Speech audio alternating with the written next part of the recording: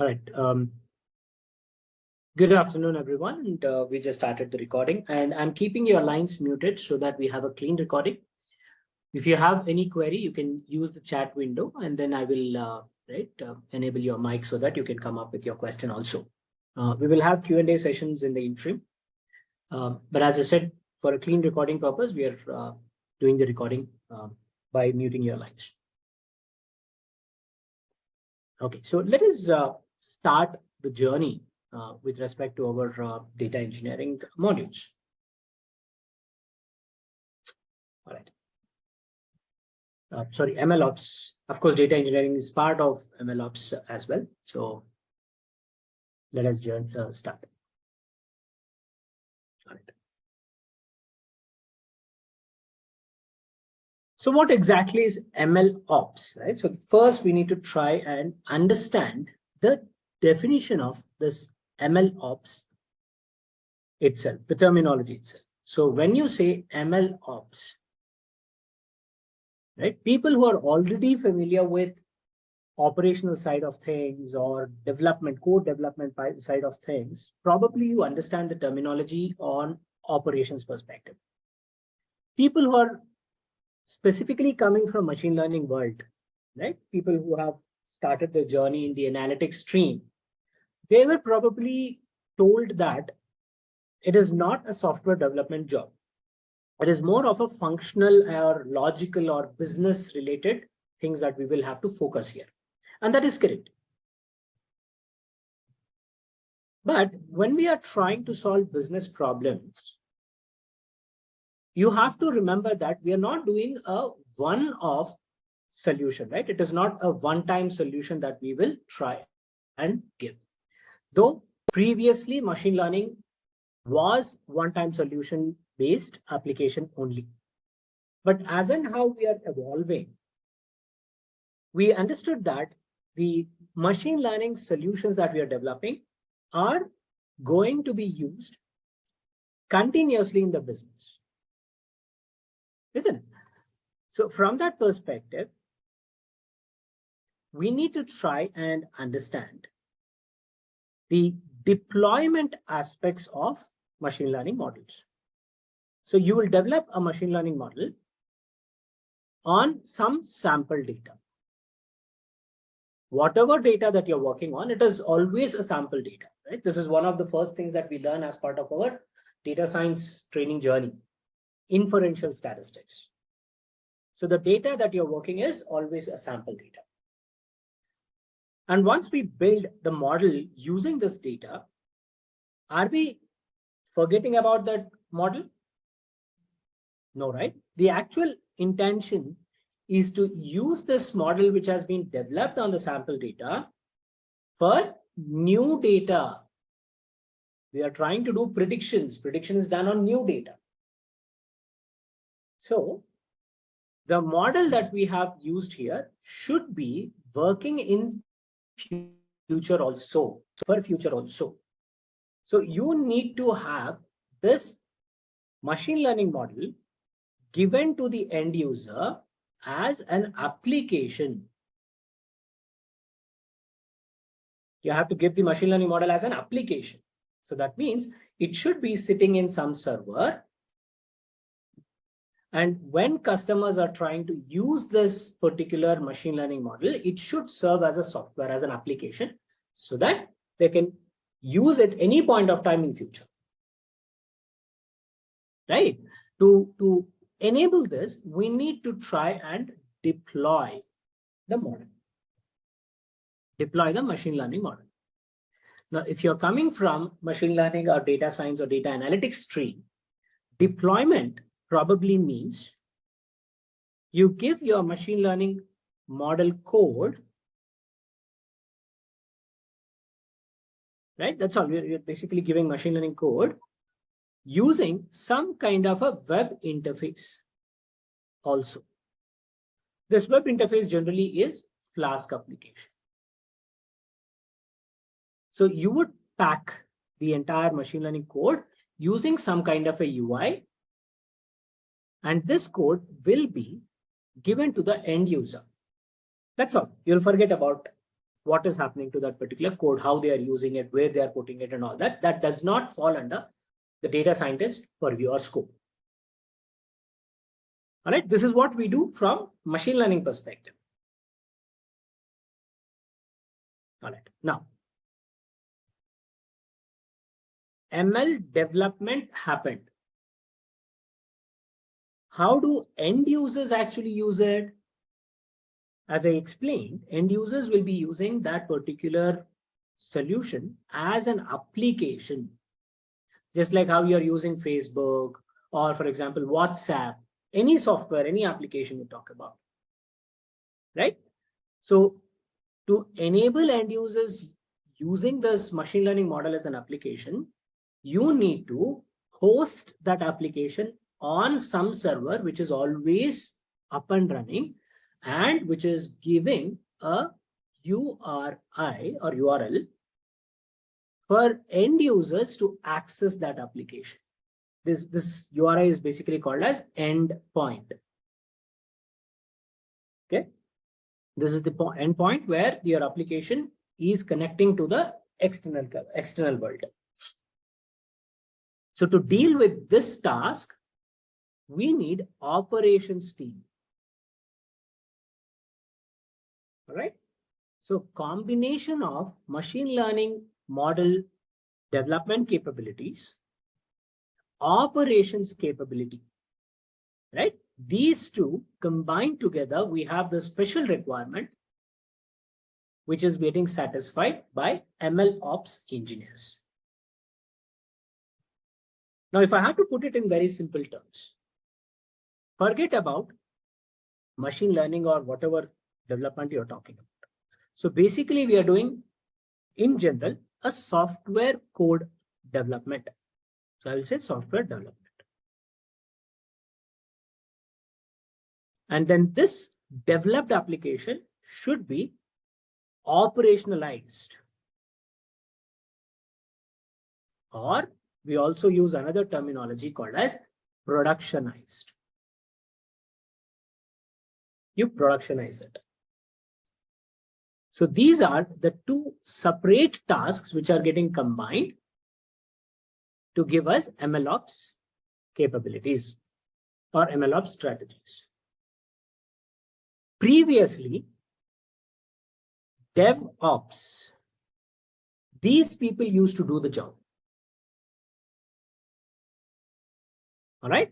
Previously, DevOps people used to do the job because data scientists were not considered as a programmer or a developer. They were purely seen as business consultants who solve business problems using data. That's all. They were not at all looked at as a software developers or technical people. So DevOps was required. But if I directly use DevOps people, their understanding with respect to the software development is completely different with respect to the development strategies that we use for machine learning models. Right? If you are basically attended my classes previously, I generally talk about one specific point. Okay, so we'll talk about all these things here. Okay.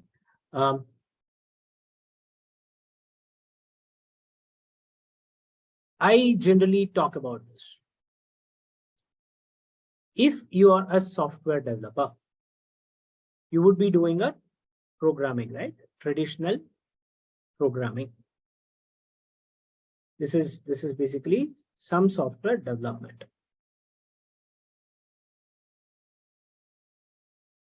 You would be basically given some kind of a session or some kind of a discussion happens where, with your client, obviously, where you understand what you're supposed to develop. What was the end application that you need to develop, right? So you probably are a software developer who knows certain programming languages like Java or even Python or C or whatever that programming languages are. And you would be given some data to work with. Okay, you will be given data and you already know the logic that you need to develop. So what you do, you write code for implementing the logic that you learned. You write the code and then this is passed to the computer and computer is executing this code on the given data and gives us results. This is traditional programming. Now, when we talk about machine learning programming, what we do, we take data just like this, right? This is your input. This is the output, the results that you are basically looking out for. But machine learning programming works on historical data, past data. So if it is past data, I also know what is the result. Conditions already happened, right? So I know already the results. Now, the idea is that when we pass this to your machine, your computer should be able to explain the relation between these two. So what is the logic which is giving this results when you have this input, right? So we also call this as function, or in generic terms, this is nothing but the relation between input and output. This function can be explained as y is equals to f of x, right? This is the function that we're talking about. And machine learning programming is all about detecting or identifying this mathematical function, right? This is how your machine learning programming is different from traditional programming, because you have the control on defining the logic. But here we are not defining the logic, we are identifying that logic from the past data. All you have is data, that's all.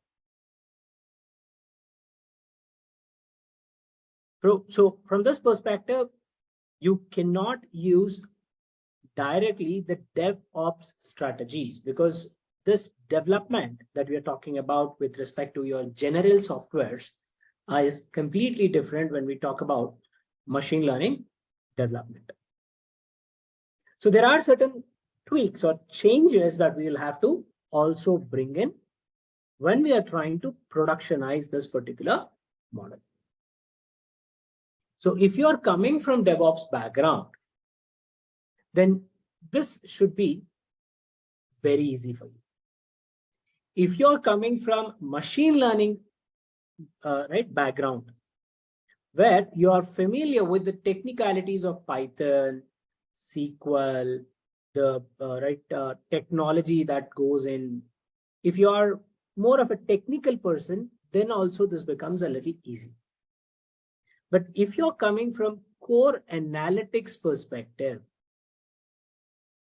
right, data science perspective, or more of a non-programming, non-IT background person, then you will have to understand technology first in order to understand machine learning operations here. Okay, so just to give you the overview, I'm explaining right what to expect in the story. Now, when we talk about DevOps, the industry has evolved a lot, and there are a lot of readily available tools which help the operations team to manage the development that is happening. Likewise, a lot of trend has seen recently, positive trend has been observed of late in machine learning operations area as well. There are a lot of dedicated tools for doing this MLOps implementation also. All right, and today's world is open source world. So you will have a lot of free softwares that you can play around. But you will also have cloud-based, readily available solutions also.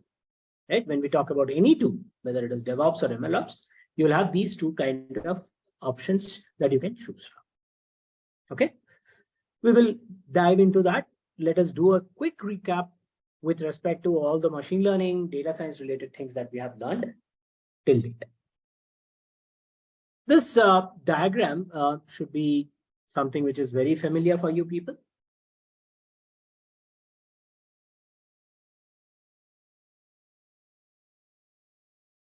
So if I talk about AI, this is basically the end result which we want to achieve. But in what area you need to implement AI or machine learning is something your data science stream speaks about. This is all about research.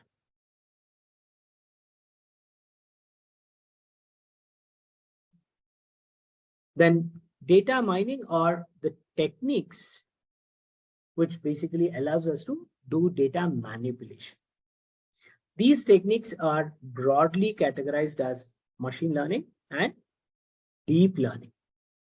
This is with respect to structured data. This is with respect to unstructured data. And this is a branch of deep learning where we basically say self-learning. Reinforcement learning is reward-based training that we talk about. So these are all different areas that we basically have in the world of data. But what are we basically trying to do with respect to all these concepts?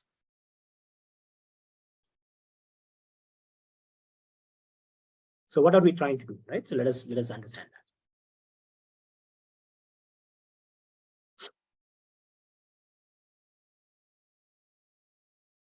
So when we talk about analytics, we always talk about storytelling.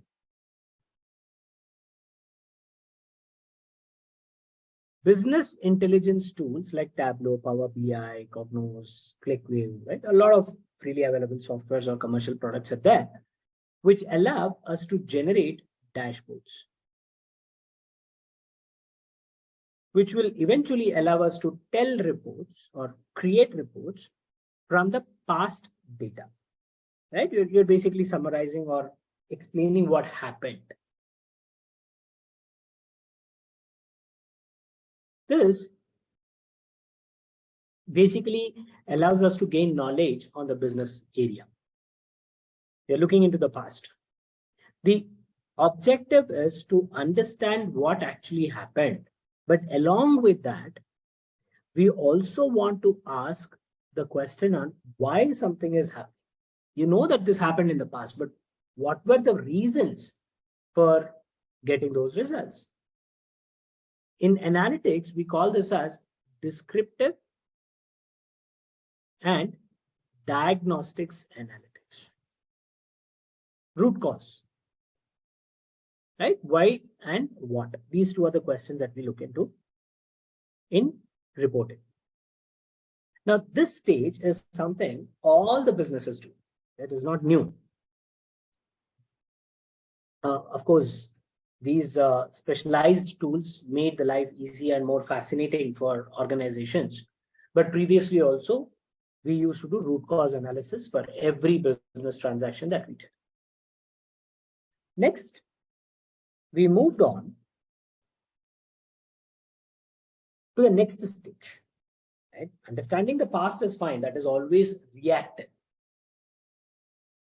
You will not be able to succeed if you are reactive in a business, because there's a lot of competition that is coming now. So what you do? You have to become proactive. How do you become proactive? By taking better decisions, you can control your outcome. That is done thanks to predictive analytics. So your machine learning comes into the picture here, and we are doing predictive analytics. And whenever I talk about predictive analytics, blindly remember this equation, guys. Y is equals to f of x where we are trying to predict y, given the input factors and the relation between them. This is possible when you know what happened and why something is happening, right? Relationship. We're trying to decode the relationship and represent that in a mathematical form. So because now you are able to estimate what is going to be in the future, you will probably take a more proactive based decisions. But is this all that we do? No. We are taking the advantage of historical data, not just to do predictions. Say, for example, I'll give you a very simple example. Okay? We have students and we are trying to analyze their performance. Let's say there's a university and we are trying to use analytics for analyzing the students' performance.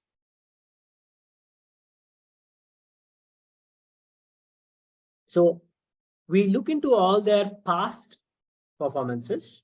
We'll take the data and then we will generate a reports, summarize everything. And then we also build machine learning models, which will quantify the relation between y and x.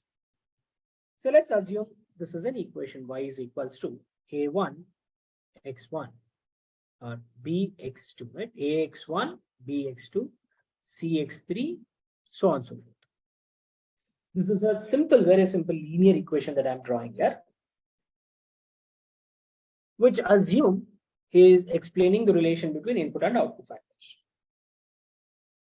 So what we do in ML, we know the input values. Input, right? We will have the information already available.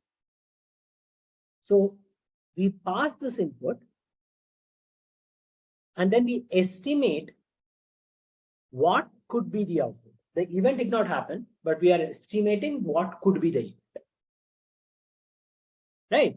And this will tell me the estimated result, which will eventually give me a control on my decision making. Right? So for example, I'll predict that one of the student is going to fail. So what would I do? I would say, hey, the model is predicting that this person is going to fail in the exam. So let's put that person into more training. So I'm being more reactive, right? Proactive, right? Not being reactive. But this is not what we are actually doing. This is not where we stop.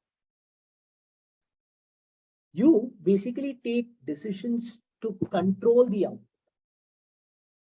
This one is saying that the student is failing. So do you accept it? No, right? You don't want that. You want to take the situation into your control and then take the decisions.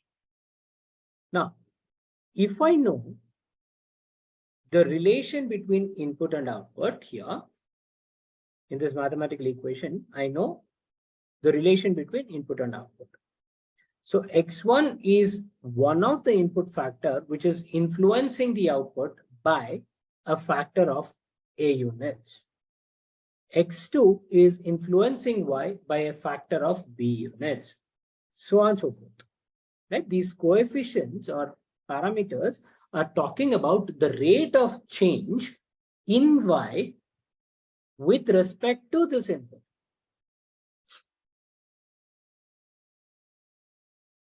Right? So I know what is the cause and the effect relationship between input and output.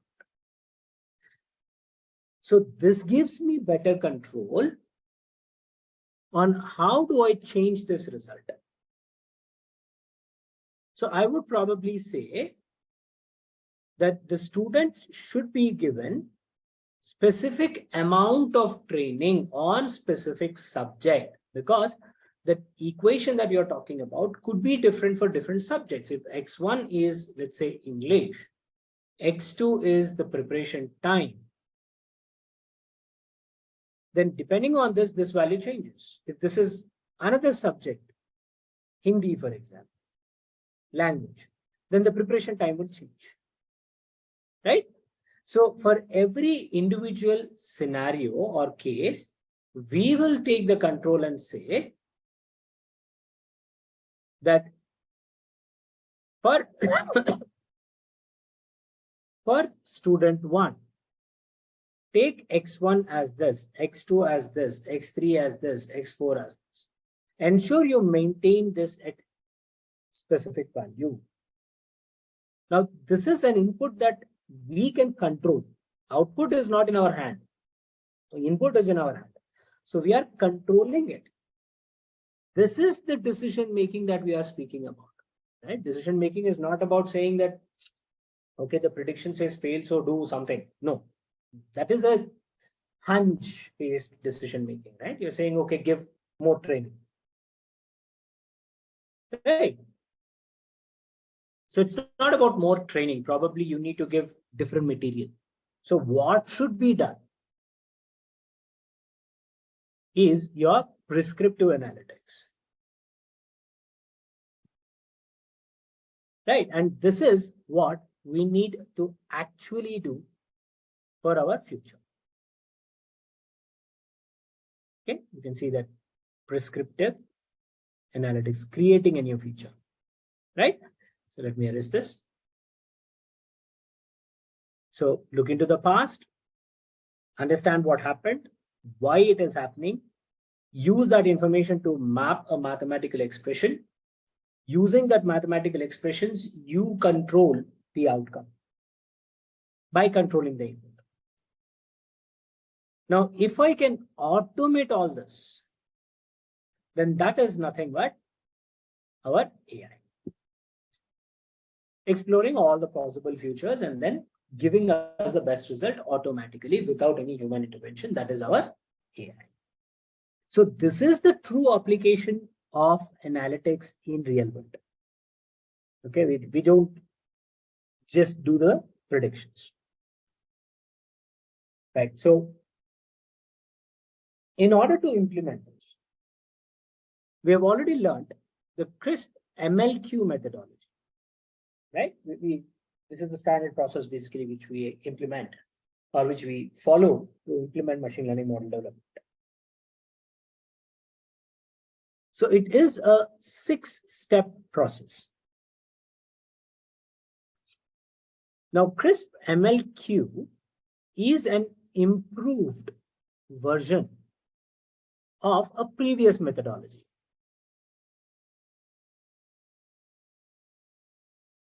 What is that previous methodology? The previous methodology was called as Crisp-DM. Crisp is constant. This is changing. This is data mining. Here we are saying machine learning, but with quality assurance. Okay, so this is, as I said, improved version of Crisp-DM. Now let us try and just recap the 6 steps of Crisp-MLQ first. We're talking about business and data understanding, data preparation. This is part of your data engineering task. Data mining, this is where machine learning models are developed. Then we will evaluate the model and then choose the best model for deployment. Now, after the deployment, we need to monitor and maintain. So these are the standard 6 stages that we know with respect to your machine learning models, right? Crisp-MLQ methodology, which is used for developing machine learning. Now, this Crisp-MLQ methodology is also called as workflow, machine learning workflow,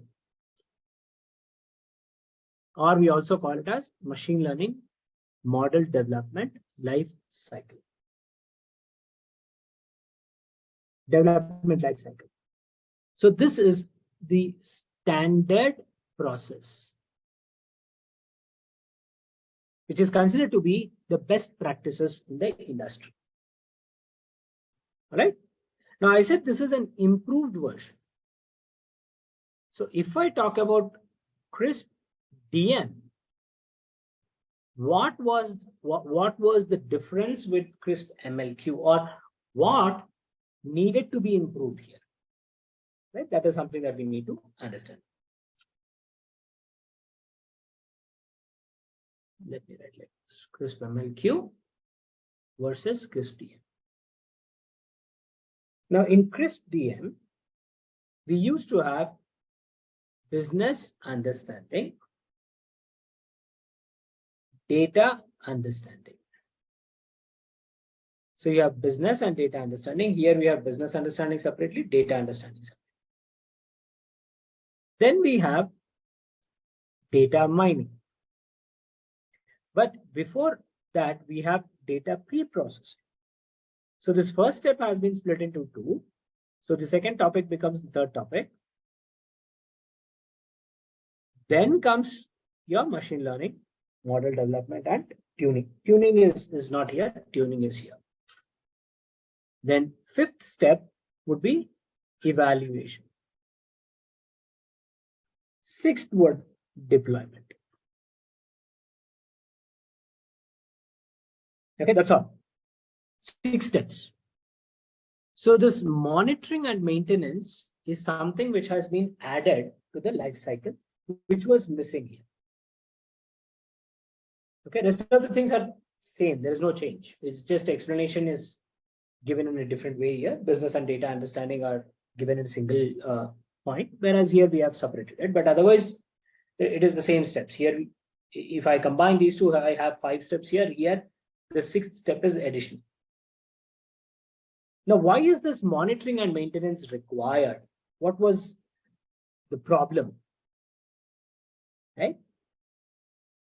So when people were using this Crisp-DM as the standard methodology,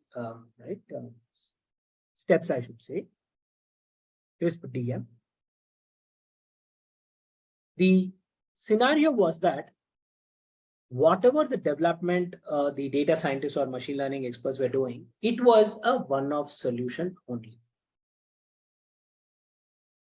It was like a one-off solution. That means customer comes with a problem and you solve it. That's all. For that one specific data, you're doing the job. It is like this, friends. Okay, imagine, I'll give you a very simple example. Let's say you go to a mobile store.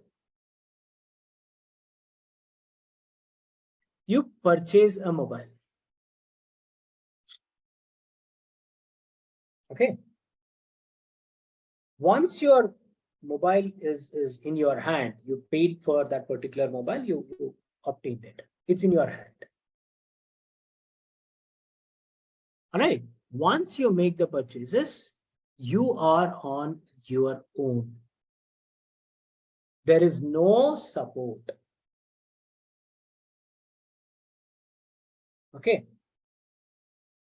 So it's like one-time handshake, job done. But would you stop using mobile after that particular day? No, right? You want to use that mobile for certain duration.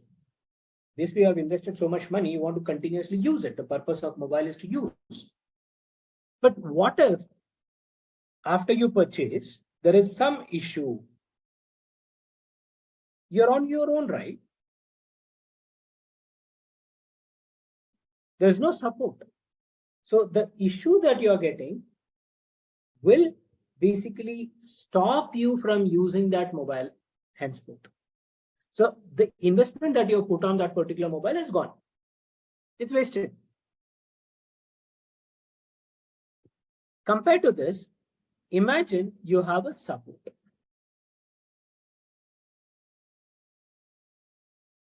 So if you have a support, you'll have the guarantee that the mobile is going to be used for certain duration. Even in case of issues, you will have support who will, the support team basically will allow you to resolve that issue so that you can continue your usage, mobile usage. Isn't it? So this is the support aspect that was missing in Crisp-DM, which was added here. Now you're deploying it fine, but don't you want to give support? Yeah. So monitoring and maintenance. Maintenance is nothing but your support. Next. You're using mobile. Okay, you purchased it. But this mobile was using some old version Android.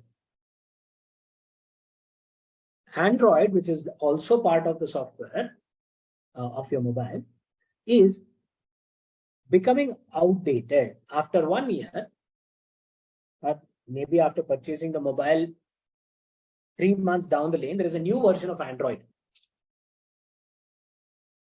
So your mobile which you have purchased and the current conditions are completely different. There is a change. So the mobile that you have purchased in 3 months back now is outdated. So you need to make sure the mobile that you're using is also upgraded with the latest one so that the expectations with respect to the mobile's behavior is met. Right? So businesses evolve, businesses change, either for good or bad, they improve or decrease in their performance, right? But eventually businesses keep changing, keep modifying. When you're developing your machine learning model for whatever the problem that you are developing it for, may have changed in future. After 1 month, the business requirements might have changed. The business conditions might have changed. So you need to adopt your machine learning models to those changes, right? So monitoring will allow us to identify these changes. Maintenance is basically talking about upgrading to meet those latest changes that are required. This step is not part of your Crisp-DM, right? So I'm repeating it again and again, though you know, because that is very, very important step that we are talking about. And when we talk about MLOps, this is something that you will have to include right from begin one, right from your planning stage. If you don't plan for this, you'll not be able to implement the changes or you'll not be able to upgrade. For example, in the mobile's case itself, your mobile is hard coded with Android. Okay, you purchased a mobile, but operating system is hard coded. You're saying, hey, applications might change, my OS will not change. I am giving you the OS into the mobile. Now, if this is the scenario, if OS version is upgraded, will I be able to upgrade the phone version? No, right? So I need to keep in mind that in future, OS might also get changed. All right. Hard coded means I'm directly writing that on the hardware device, the processor or something on those lines. It's like writing on a stone. I cannot change it later. It's fixed. So the scope of changing it is not given. That's what hardwired means.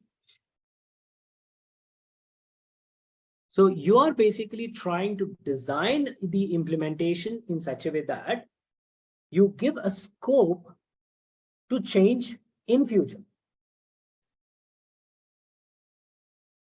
So what we do with respect to machine learning development, right? So I'm assuming that everybody is from machine learning background. Everybody knows what is machine learning, what is supervised learning, what is unsupervised learning and all. So when we talk about machine learning model, let's say if I'm talking about prediction model, what we do? We load the data. Then we try to understand the data by performing ADA. And we also do cleaning if required, that is data pre-processing or preparation. Post that, we build machine learning model. We train. Right? Train and test will be there. Of course, as part of model development, we'll first split the data, train the model on the training data. then evaluate it. I'm writing it here. Evaluate the model on test data, and then say, yeah, this is the best model, deploy it. Deploy best machine learning model. This is what we are doing, right? Now, when we are doing this training, I'm going to use, let's say, KNN model or decision tree, any one, your wish. So you're going to build this and then say, identify the best value of K. That would be your result here, and you're deploying. This is called as hard-coded or hardwired. Now, what you're doing, this best model that you have identified, which is deployed, will be used for new data prediction. When you get new data, this model will be used for prediction.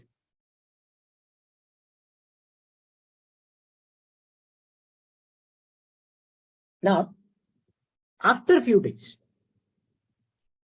let's say this is the first month, and we have some data. Using that historical data, we are building this. The second month, I want to work with the model. Now, can I directly use the second, the same model on the second month? Should I be using the same model for the second month?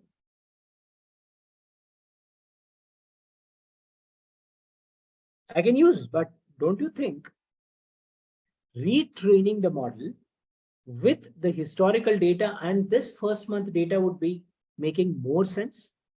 Because new things can also be learned by the system.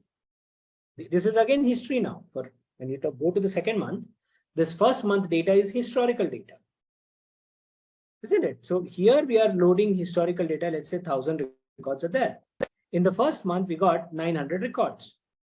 So does it not make sense to train the model on 1,900 data points? It makes sense, right? It is always good to learn new things before we going into the predictions. So you will have to define the strategy of retraining the model and then giving it for the second month. If not, then you are using the same KNN model, which is only trained on 1,000 records. So there is no improvement in the model. Now the question is, can I use the same code? It's just the data change, right? Can I use the same code that we have used here?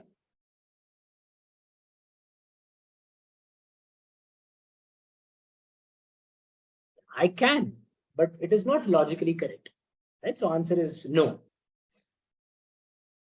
The point is, we will probably be able to use the code as is. There's no harm in it, right? But we need to also evaluate what new things we have in the data. First, we have to check. In these 900 records, there may be some new challenges that I have encountered, or the distribution in the data might have different with respect to these 900 records when compared to the previous 1,000 records. They might have changes. So we need to first capture those changes and then proceed further. And also one more thing. When you're trained the model on 1,000 records, we observed that KNN model with a specific K was giving good result. So we were using KNN model only, right? So we'll say K equal to 5 was given as the best result here when 1,000 records were there. But now 1,900 records are there. K equal to 5 may not be correct. K equal to 10 might be good now. Right? So you cannot hard code the machine learning code and then just use the same code. You need to be flexible enough to ensure that you are going to bring in any changes that are required for your machine learning model because your pattern in the data is changing. Here I've talked about only KNN model. So I cannot blindly fix K equal to 5. If I hard code that in my code, right? I just say k equal to 5 by default. If I, right, do not change that, then it is hard coded. But I need to also ensure that the code is flexible to alter the value of k, because when new data comes in, new k might give us good result. Now just imagine the same logic to multiple algorithms. Why only k in an algorithm? Why not something else? Why not decision tree? Or why not neural network? Why not logistic regression for that matter? So many ML algorithms are possible here, right? And we don't know which algorithm will work better on a given scenario. Say, for example, on 1,000 records, KNN was working. What if I have just 1,010 records? KNN with k equal to 5 may not give us good results. Decision tree would have given a better result for this. All right. So you need to have that flexibility. And this is where we are bringing in concept of pipelining. Pipelines, basically, in Python, we have this function of pipelines, which are basically implemented to only fix the flow of steps. Okay, there are multiple ways to look at this. One is I'm following the code to ensure that the sequence is maintained correctly, so that when new data is given, then it follows the same sequence of steps for predictions. What steps? The steps that we created on training data. So we don't hard code this model, but we will hard code the flow of the steps, especially with respect to the data preparation part. But the idea is to ensure that there is some sequence maintained. Step 1, do this. Step 2, do this. Step 3, do this. Only then go to the machine learning model. When new data comes in, it goes through step 1, step 2, step 3, and then used for predictions. And this is basically the reason why pipelines are required. And these sequences are designed in such a way that you can try and give flexibility in that flow in such a way that when new data comes in, rather than KNN, it also tries to check whether decision tree is good or any other algorithm is good. And then you save that sequence of steps. So pipelining is basically allowing us to experiment with respect to the fixed set of steps or fixed flow. All right. So by default, these steps will be followed for new data. Okay, this is basically why pipelining is also brought into the picture.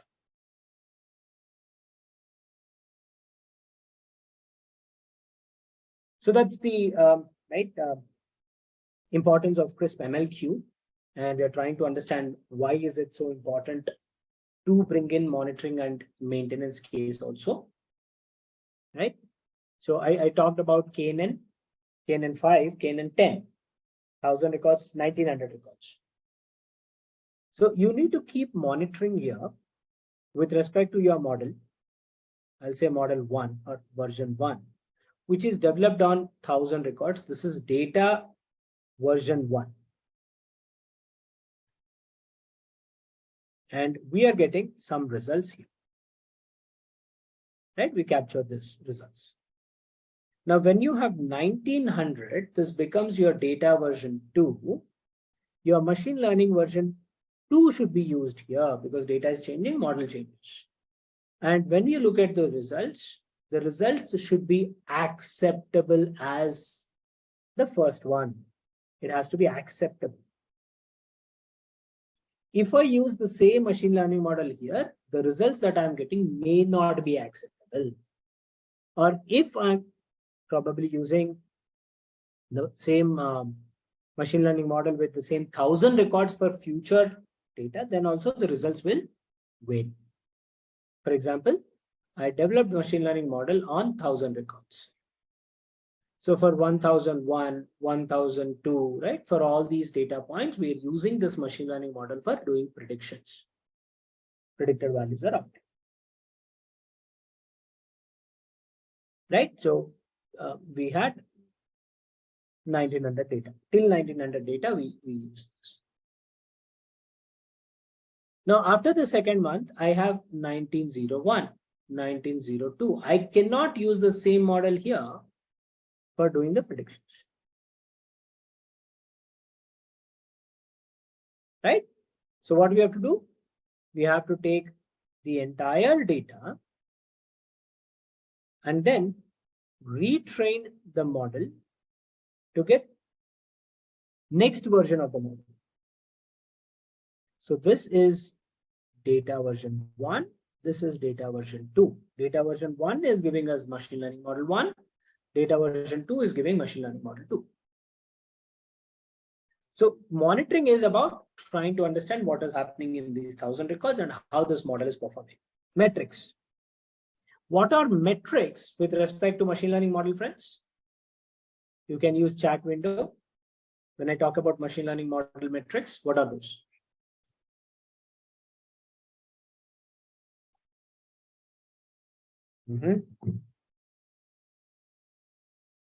Yeah, others, please. Everybody, please comment.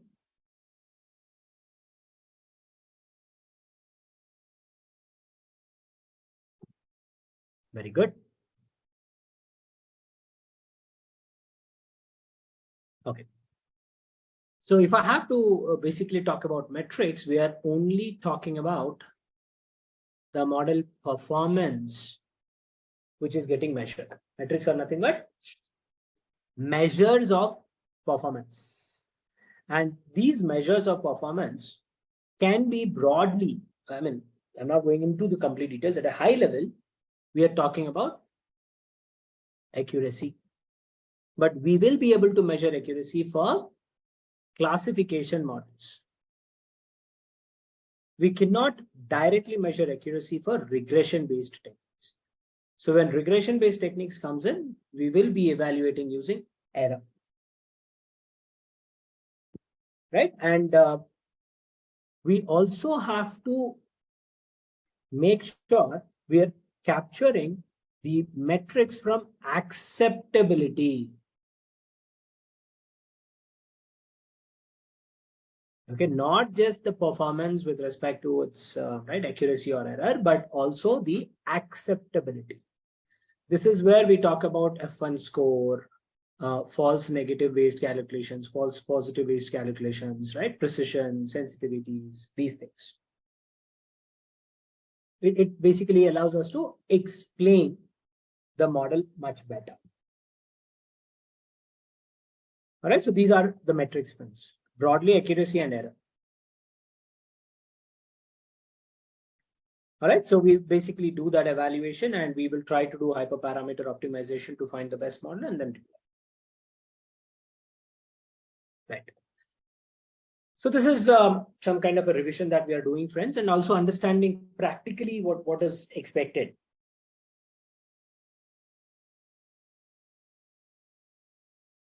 So this is called as a data pipeline. This is basically done by data engineers. Okay. So if I just go back 1 second, right? Let me just go back once here and talk about the designations and the roles and responsibilities of the most 3 important roles that we see in the machine learning world or data world. Right? From analytics perspective, there are 3 different job roles in the life cycle that we see. Business understanding, data preparation, data pre-processing, and EDE. These are the steps which are basically done by data analysts. Storytelling, descriptive analytics, and diagnostic analytics is done by data analysts. Then predictive modeling, right, is done by machine learning engineers, AI engineers, or deep learning experts, data scientists, you can see, right? So in general world, we basically use data science as a terminology to explain machine learning engineers or deep learning engineers. Okay. So data analysts, machine learning engineers. But when we talk about the deployment perspective, we will have to look into all these steps, and this is where your MLOps come into the picture. Okay, this is how you have to see machine learning operations. Okay. So it's like, I mean, you don't need to learn everything, but it allows you to define the entire deployment strategies in much effective way if you understand all these steps also. Okay, so it's not mandatory that you have to be equipped with all these skills, but it is good to have all these skills.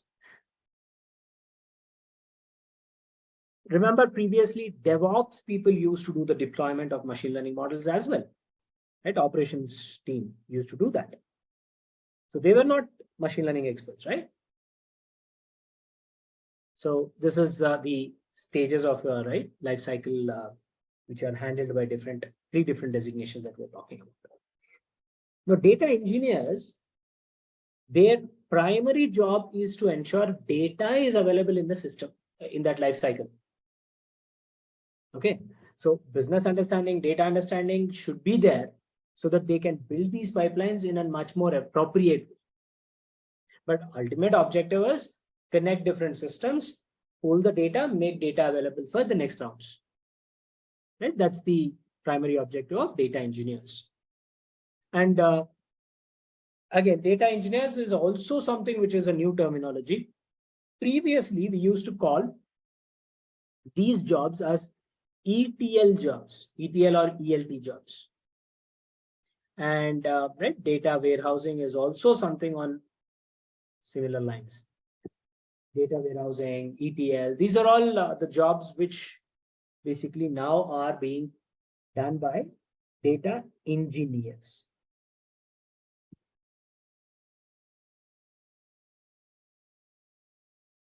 So if you look at this, this is a ETL pipeline that we are trying to talk about, right? So we are integrating, if you talk about data engineers, if I am a data engineer, what we do? I would integrate different softwares which are the data sources, because for a business, data can come from different touch points. Data can be there generated in any different points. We don't know. So we will be able to capture all the data that is getting generated with respect to any transaction, any operation in the business. Right? So there could be different sources. We need to integrate all these sources, connect these sources so that data is flowing from one system to another system, from point A to point B. But when we are doing this, right, we are ingesting, remember, data ingestion means data, right, pulling. Now, when we are trying to do this, you need to understand that the data which is available in these different sources, these are different tools, softwares, right, different standards. So every tool or every touch point where data is getting generated could be in different format. We don't know. It could be anything. Right? It could be a text file, it could be a database, it could be a JSON file or a ParaQ file, it could be anything. So we need to ensure that the format of the data is streamlined. This is what we call as transformation. I talked about E. E means extract. That is nothing but your data ingestion task. Then T means transform.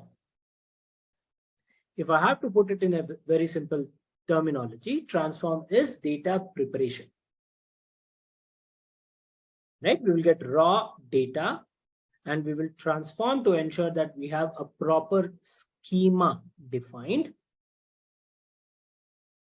And then we load this data for next round for processing. That means you will have some location, destinations where the data is stored in a proper way. Okay, these are nothing but your data warehouse softwares. That's ETL, friends. Now you also can do this ELT jobs: extract, load.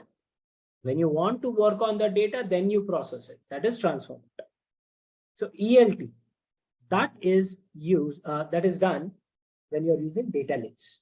You're just dumping from the dump yard. We are taking data for processing. Okay, so ELT and ETL, those are the two things, and these are the two destinations that we have. Once the data is made available, there are different people who are using that data for different purposes. So data pipelining has to be done. This is the pipeline that we are talking about, in which your data is flowing like water, right? And that is the reason why data engineers are also called as data plumbers. Okay, I personally call data engineers as data plumbers. It's a very common terminology. All right. So this is a typical pipeline that you're seeing, ETL pipeline that you're seeing, where the data is moving from one location to another location for doing some kind of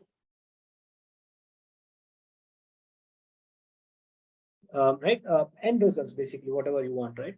Based on what is your role and responsibility in the organization, you're capturing the data for that particular purpose.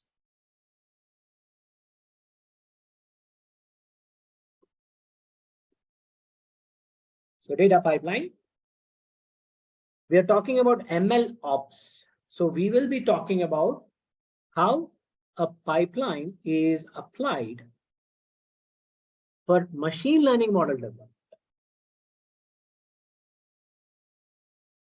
So if you talk about ML, then this is what we do, right?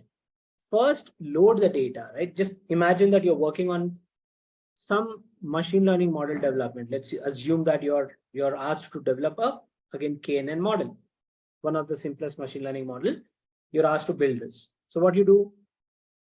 First, you import libraries, then you load the data into Python, right? Whether it is from CSV or database, whatever it is, you're pulling the data into Python. You'll get a data frame or whatever the form that you have. You need to clean it and ensure that you get a proper data frame formatted data for next rounds. So data preparation is done.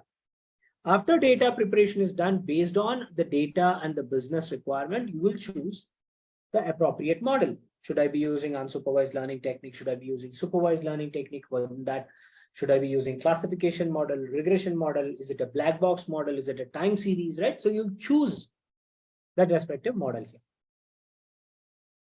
Now, once that is done, you proceed with model training. Of course, data partition is already happening here, and you're using training data for model training. And then we will have test data, which is used for evaluating the model. Using the train and test data, we will understand the results for the machine learning model that we're developing. And if it is not satisfactory, then we retrain the model by changing the parameters or changing the features. So we do tuning, right? So that's model training basically for us. This is a repetitive task. Once we get the best model, that means once the model gives us results which are acceptable, then we take that best model and serve it. This is called as serving layer. It could be a Tableau based connectivity. It could be integrated to a reporting tool, or it could be basically a UI page which is shown to the end users, or it could be a database connectivity where you're pushing the final results there. Ultimately, you need to give some UI so that end users can use this model. Okay, so that is model deployment. This is the typical flow in a machine learning lifecycle development that we are talking.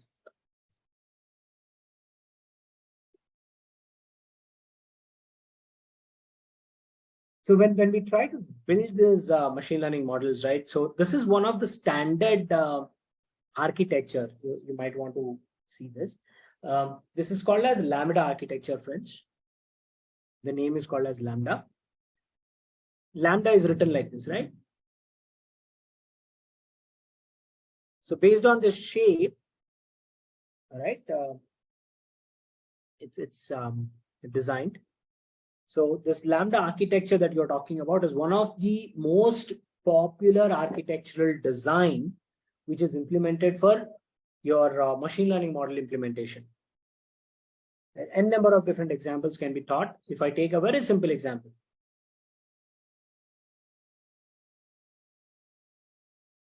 Amazon, retail, okay, e-commerce.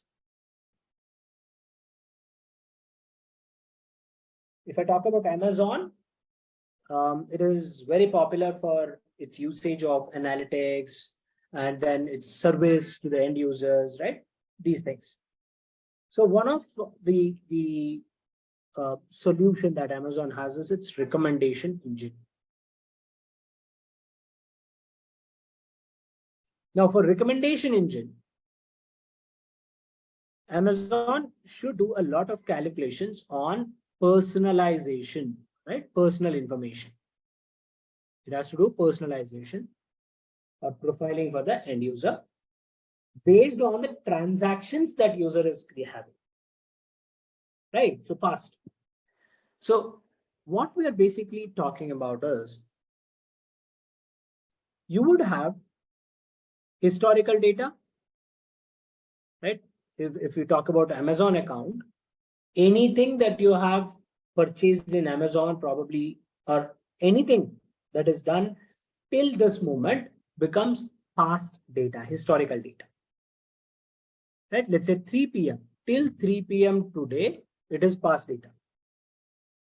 Now this data is available in something called as master data base or master data record. We call it as master data record. All right, so it is saved. It's there in the centralized repository, dumped in the data center for Amazon. This is called as offline data, historical data, right? Offline data, which is also called as batch data.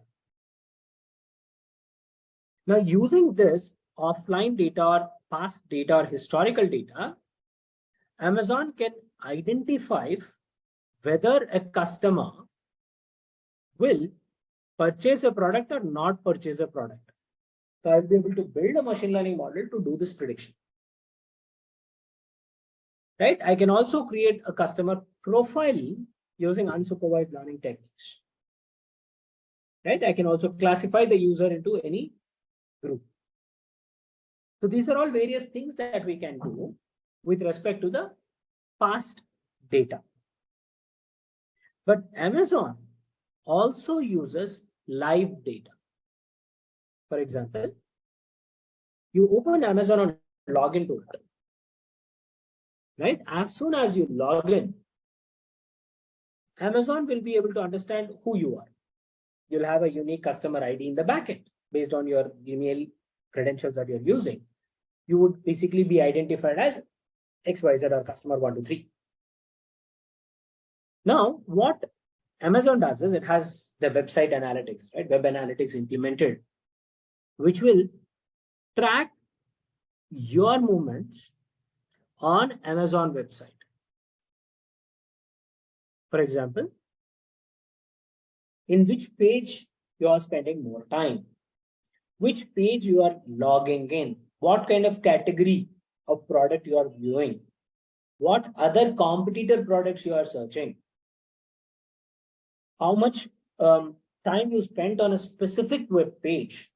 In that specific web page, what is your focus area, in which section you are spending more time. So a lot of this live data is captured, right? So customers are being tracked on their website. This is called as real-time view, right? This is basically coming from live data. Now, given both this information, I would be able to very easily understand on whether you will purchase your model, product or not. So historical data, the live data, both together will tell me whether you purchase or not purchase. This is your serving layer, output layer. So if you see the shape, right, it's like lambda. Hence, this logic is given as a name as lambda architecture. Very, very popular architectural design. It contains total 3 layers.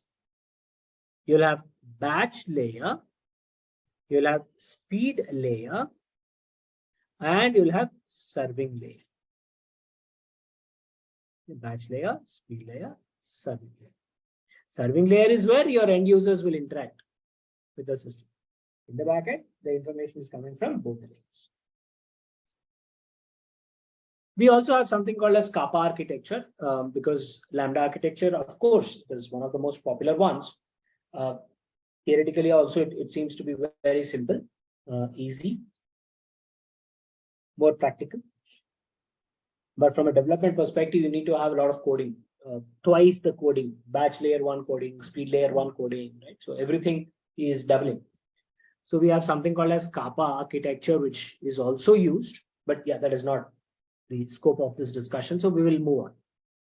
Like that, you have n number of different architectural designs. The idea of your machine learning model development is to learn from the past and be proactive in helping decision making. Okay. Now, this is something which is not familiar with a lot of people, a lot of businesses, right? So the world is evolving to an age where everybody should be able to use machine learning or AI, even they don't understand what is AI, what is machine learning. They only understand their business. Even for such kind of businesses, you need to ensure that your machine learning can be democratized to such an extent that everybody can use it. All right. Non-data scientists and non-AI experts should be able to use it. So for this, you need to give machine learning as a service, right? Machine learning services. And this is already being developed or done thanks to the cloud platforms, right? They give machine learning as software as a service, right? So that's the maturity levels where we are trying to reach now with respect to machine learning model developments. The implementation, the democratization of machine learning models and all these things can happen when you can automate the development. Because remember, we said that there is a difference from traditional programming to machine learning programming. In machine learning programming, we are looking into historical data and trying to define the relationship. So data keeps changing, that relationship will also change, right?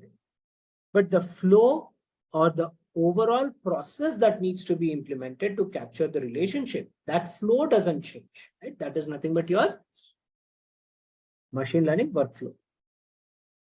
So if I can automate this flow, then irrespective of any data that comes in, on the data, we will be able to generate the relationship. So we are automating that pipeline. The underlying objective, as you can see, right? The ultimate objective that we want to achieve is this.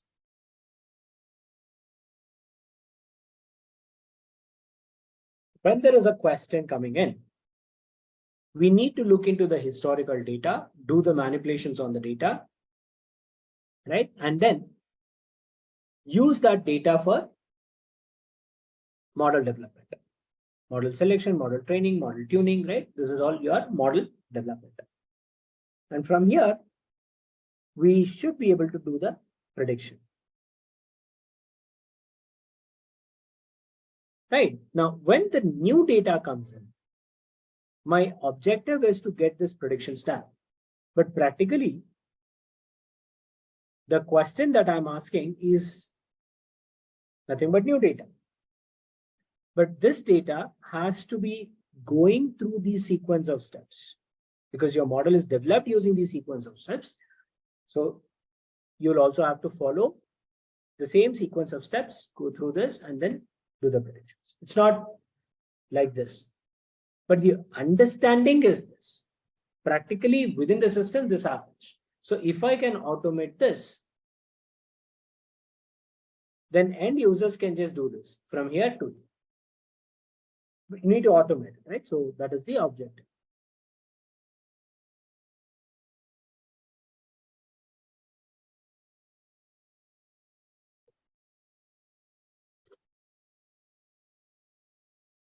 So MLOps, whatever we talked about is with respect to machine learning model development only. Using Crisp-MLQ, we also talked about the difference between Crisp-MLQ and Crisp-DM, right? And we've looked into the true perspective of developing a machine learning model. It should not be a one-off case, right? Now,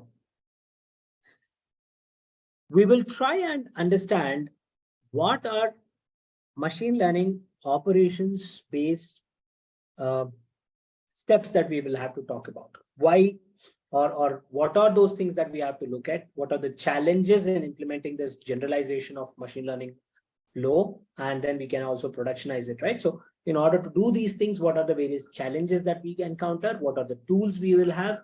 So all those basically, right? MLOps 101, basically the basics of machine learning operations is what we're going to talk about. So as I said, machine learning operations is nothing but combining the machine learning capability to DevOps skills, right? Now, in place of this dev, I would put machine learning model development. That's all. So combining machine learning capabilities with operations capabilities. That's your MLOps.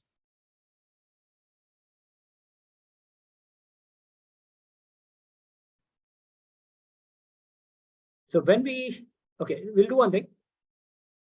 It's already 1.5 hours. We'll take a short break and come back and proceed our discussions.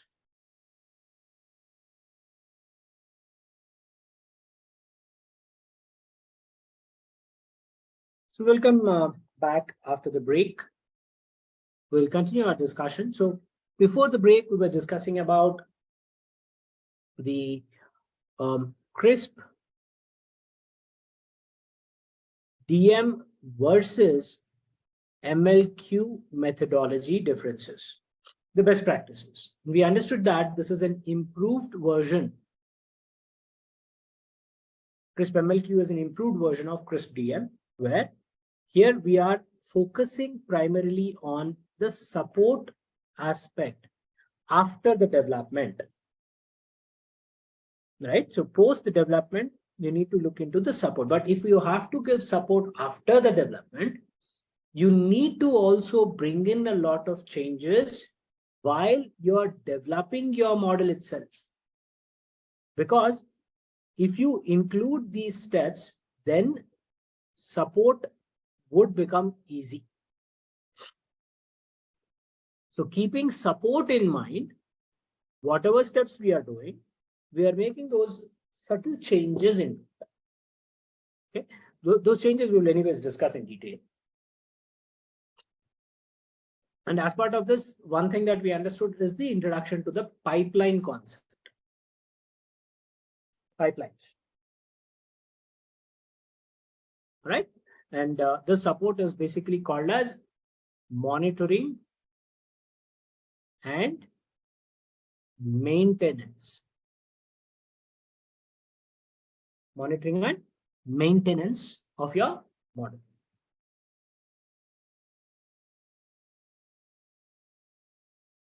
Next, as I said, the terminologies, right? We will be discussing a lot of new terminologies. If you have heard about them, well and good. If not, probably you might want to catch them up with now. The Crisp-MLQ methodology, the process methodology that we are following, the methodology that we are following here is also called as machine learning model workflow, machine learning workflow. Process methodology, right? Or we call it as machine learning development life cycle. It's a life cycle, development life cycle, which is a iterative, repetitive process. Here we have 6 steps. Now these 6 steps are broadly categorized into 2 parts. Those 2 parts basically are development part and inferencing part. Inferencing basically means after deployment using the results, consuming the model. So if I have to show that, training and inferencing. So in the training, this is what we know. As data scientists, as machine learning experts, this is where we focus. This part. This part we don't actually take care of. But productionizing the machine learning algorithm means you have to look into both these steps. So in this case, we have data, training, and tuning. This gives us the best model here. Now that best model has to be served. That means here we are going to create an endpoint, deploy.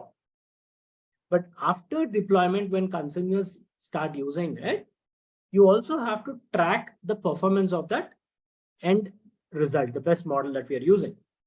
So for that, we keep monitoring the model for its performance. If you see that there is something which is degrading in the performance perspective on the model, then you need to update that. Right? So this is the improvement part. This is the regular training. Have you ever considered this part when you are talking about machine learning model development?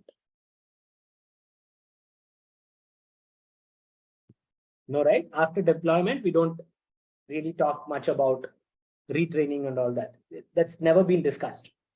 In any machine learning model training development, we don't talk about that. Now we have to include it. But when we are talking about this deployment, what all things have to be considered?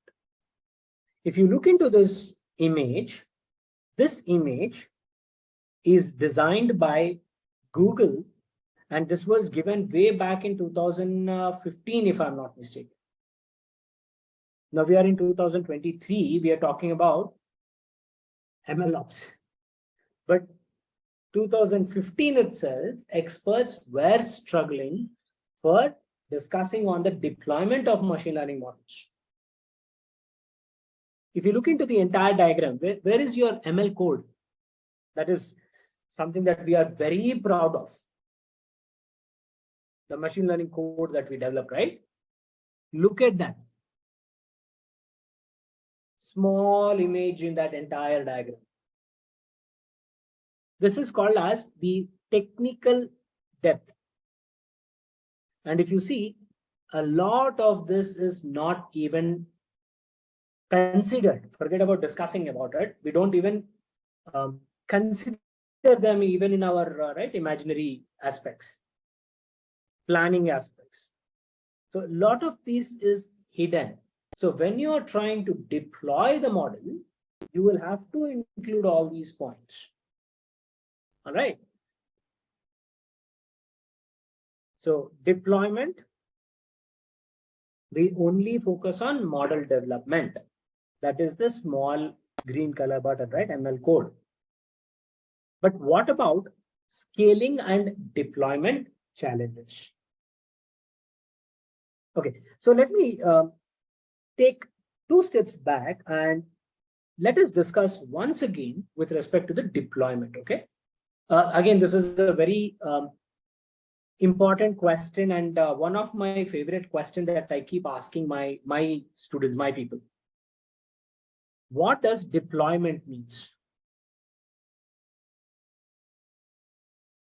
What does deployment means in the Crisp-MLQ methodology?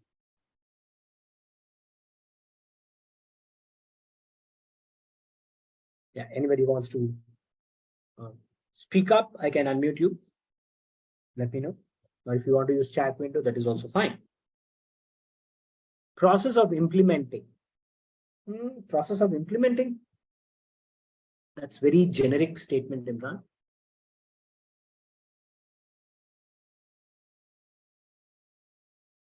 Anyone?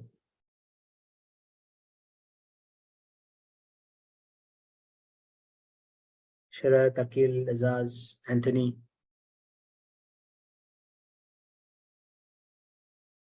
You can explain it in your own words. That's okay.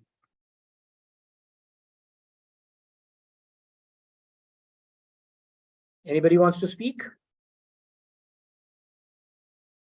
Creating user-friendly, interactive way.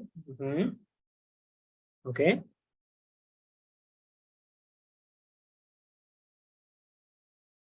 Close.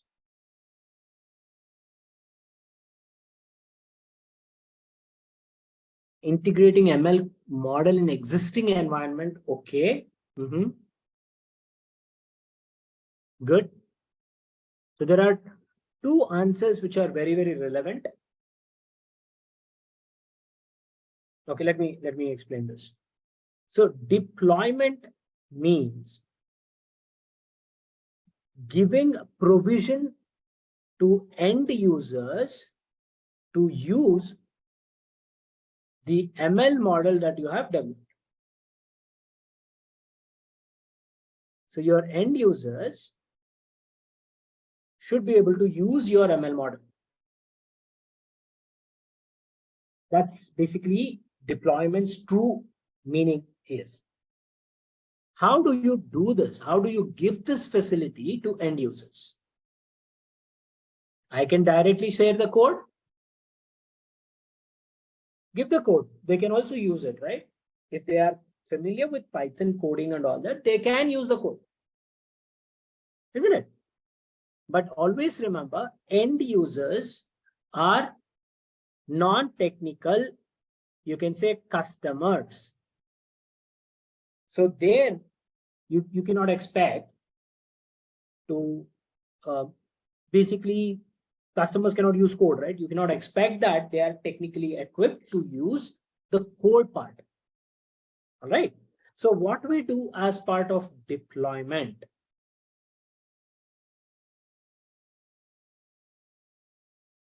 there are, I said, two relevant things, right?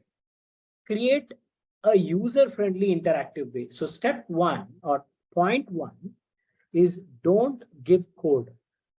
What you need to give is a user interface. All right. The user interface should be more of a navigation-based featured user interface that you need to give. A front end user interface is nothing but a friend. All right, this is one aspect that we need to look at. The second aspect that we need to look at is customers are already using some applications. These applications are hosted in some system or server. Okay, this is a server where you have application 1, application 2, application 3, application 4. So technical stack, right? The technology stack is being used by the customers, and there are many applications. One of the applications is ML model now. So you'll have to bring this ML model into this technology stack in such a way that the flow does not break or none of the other applications are negatively impacted. So integrating, right? That is the second point that our friend Anthony has mentioned here. Integrating your application within the existing environment. That is another aspect that you have to look at. And when you're doing it, as I said, other applications should not stop. They should continue working. Right? They should not stop or they should not break up. But when you're doing this, you also have to remember that this server is, after all, a piece of hardware. It has some capabilities to it. If you're integrating or if you're introducing a new application into that server, into the hardware, is the hardware capability supporting its new entry? That is also something that we have to evaluate. Right? So that capability again can be seen as hardware support or software support. For example, you're talking about a server, you might have operating system, some kind of libraries, which are OS related libraries that are there. Some versions are there. So if I introduce this machine learning model here, is this operating system and related libraries supporting that machine learning model implementation or not? You have to check that. Now, once this machine learning model is implemented or being brought into the system, with respect to the size or the format of the files that we are using, is it supported here? And also, the end users who are designated to use this machine learning application. From that usage perspective, also, you have to evaluate whether the server is capable to support those requests that are coming in or not. Right? The security aspects would be there. So a lot of these things come into the picture when you talk about deployment. But ultimately, the deployment process is ensuring that the end users are using the ML application as a service, or you can say a function, some function. And when you are using, they should not have any issues with respect to the performance. Right? So that is basically your deployments perspective. So in this scenario, you have to look at what configurations we are using. For model development, where is the data coming from? The raw data source that we're talking about. On this data, we have to do a lot of verifications. Data verification steps should be implemented with respect to the quality, with respect to the range of values, with respect to the distribution. And we are also talking about feature extraction. From the raw data that we have, we might want to talk about certain features which are used for model development, right? So we need to use feature extraction to bring in those features from the raw data. Feature transformations could also be there. For example, I have 100 different features here in the raw data. Not everything will be used, right? So we want to extract only those features which are relevant. Or even if I have 100 features, all of them are important, then probably I'll apply PCA or LDA or SVD, this dimension reduction techniques, feature extraction techniques, to bring in the appropriate features for model development. Right? Then we are basically using analysis, the metrics that we are going to get with respect to the data and with respect to the models. We want to have some tools to compare those performances as well. Then machine resource management, this is used for scaling, auto scaling. So you will have certain softwares which manage the hardware resources that are being consumed for this process. You don't need the entire server's capability, right? So that management is done using certain tools. Then process management tools. So when you're developing this, there are many processes that have to be implemented or that have to be basically looked into. So you will be able to track those processes using these process management tools. Then the serving infrastructure, where do you serve the hardware? This is basically the hardware that we're talking about, because everything that we are talking about here is ultimately depending on the hardware that we're using. And to monitor the performance of the hardware and of the results, we also have tools to track and monitor them. So if you look at this, model development is a very small part in the entire machine learning operations related strategies. Having idea about it is good, but even if you don't know, that's fine. And that's the reason why a lot of MLOps engineers are getting into, a lot of DevOps engineers are getting into MLOps related job roles as well.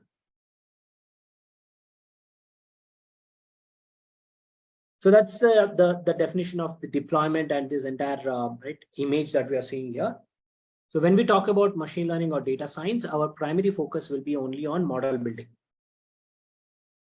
But we don't actually look at the scaling and deployment. Deployment, I've just now spoke, right? You need to look at the user interface. You need to look into the cross functionalities, right? And you need to look into the hardware and software capacities on which the resource, I mean, this particular machine learning code is going to be deployed. This is nothing but your server's capacity that we are talking, right? So these things have to be looked at. But when you talk about scaling, your hardware or software should be flexible to adopt for the requirements, dynamic changes in the requirements that are going to come in. What does that scaling actually mean? Okay, so again, my favorite example, Zoom.us. We're using this application to connect for the training, right? For our discussions here. Now, if I talk about the company Zoom application itself, if I talk about Zoom.os, in 2000, let's say 18, do you know about Zoom application in 2018? How many of you are actually aware of Zoom before COVID? This is before COVID. Not many. Yeah, not many. Only few people were familiar with it. People who are already doing meetings with respect to your international colleagues, counterparts, or your customers, those people were familiar. But otherwise, people who are working in their regular jobs and technical roles and all those roles in India or in a specific country, they were not really aware of this Zoom.us.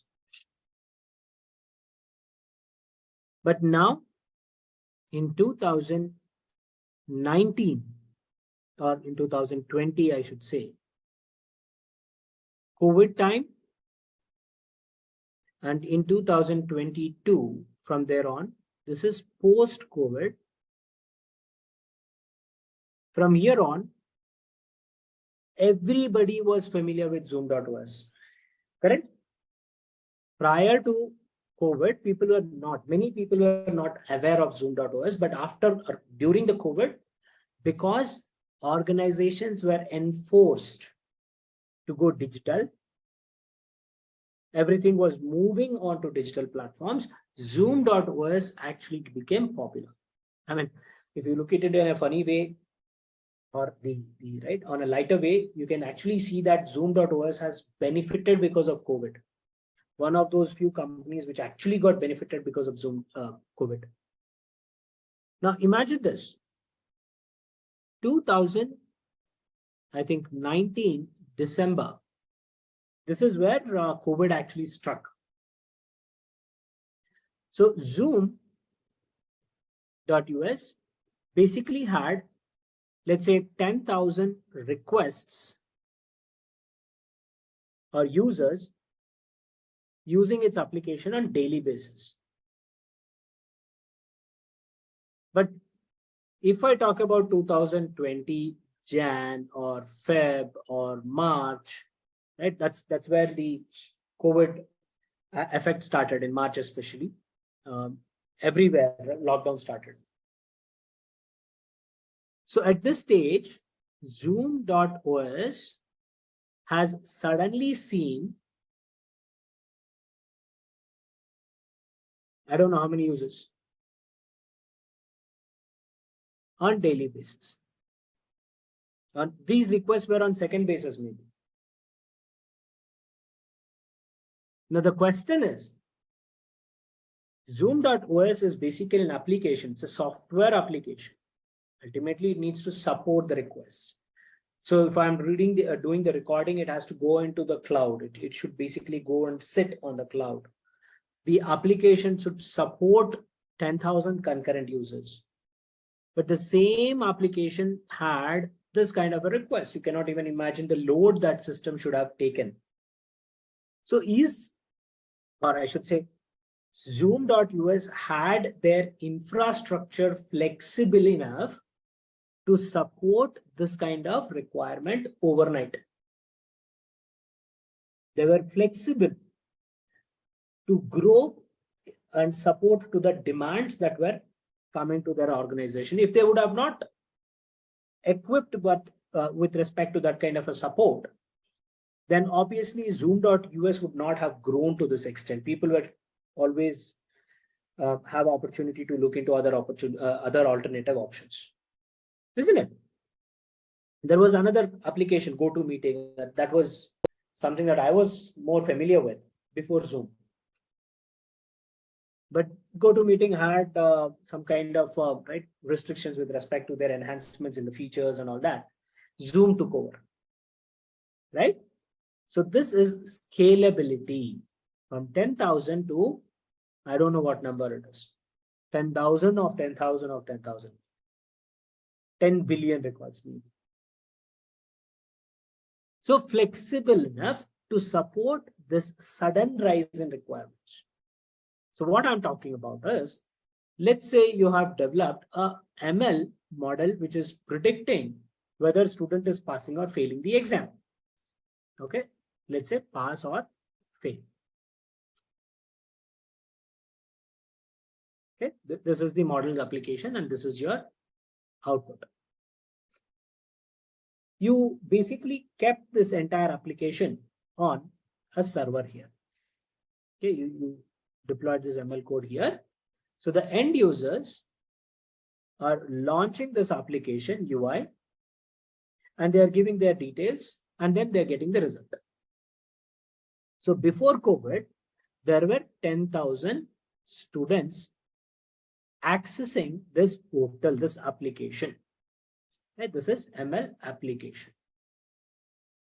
But after COVID, we had, let's say, 1,000 or more than that, right? Students trying to access this application. So the number of requests have grown drastically. Now, will this hardware be able to support this kind of concurrent users which has suddenly raised? Load, right? We're talking about load. So this is the scaling. So your infrastructure should be able to scale up.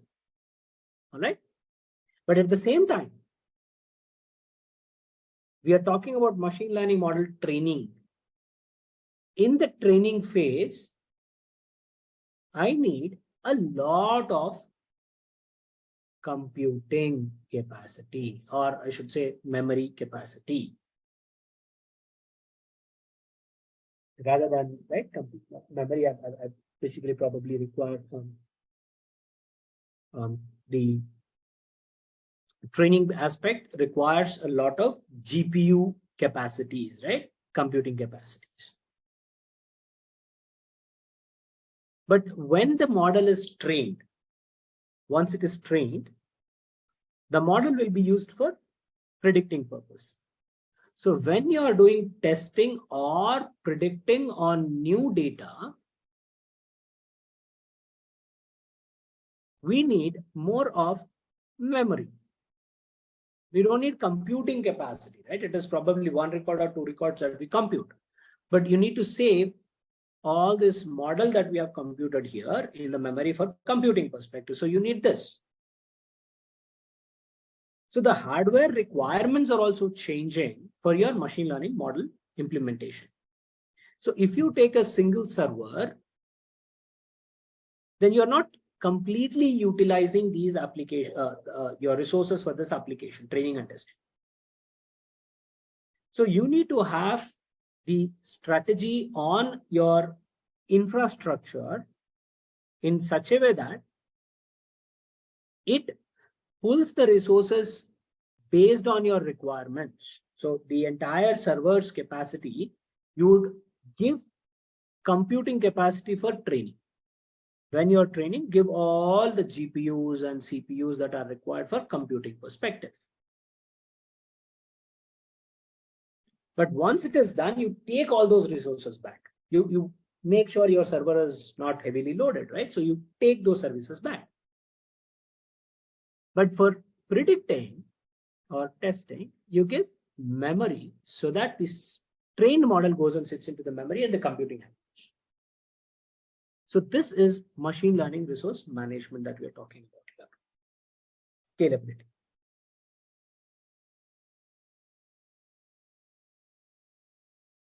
So this was basically brought in very long time back. So I'm basically explaining all the challenges that we will encounter when you deploy your machine learning model in real world. So you need to devise all those strategies. And another important aspect is continuous learning. This also is something that I explained. For example, I have 1,000 records to start with. So your machine learning model is developed on 1,000 records. But after a few days, you have 1,900 records. This is also historical data.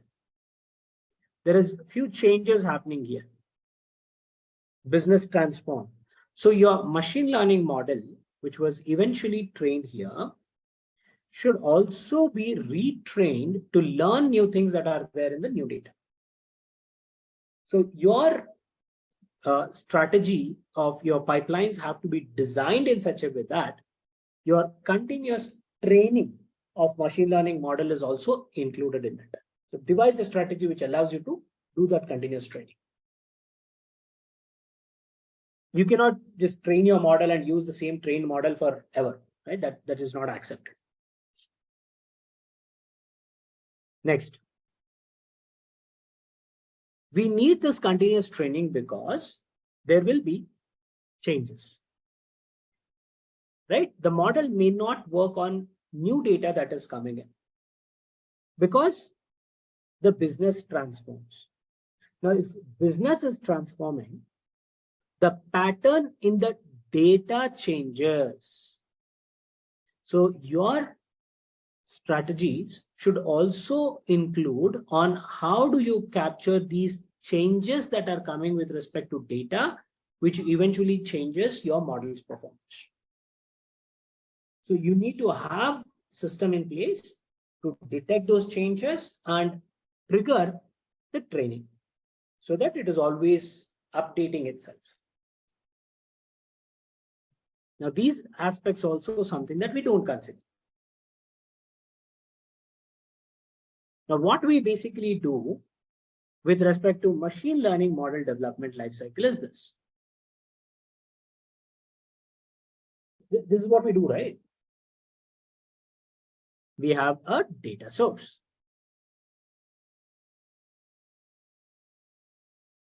Data source, let's say your RDBMS database. Assume this could be one of your database sources. So your end users are using the applications and they're contributing in generating new data. Data gets and stores into your raw data. Yeah. It is in raw data, right? Raw format. So you process it. You process the raw data. Right? Here we basically talk about EDA. We basically talk about data pre-processing.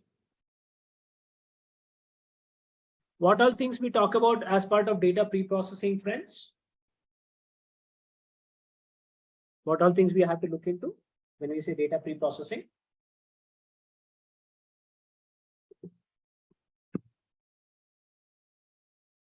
Outliers, very good. Typecasting. Yep. Scaling. So we are talking about outliers. We are talking about scaling. We are talking about imputation. You're missing values. We talk about imputation. We talk about typecasting. It's also some, right? Someone has talked about. Then we talk about encoding.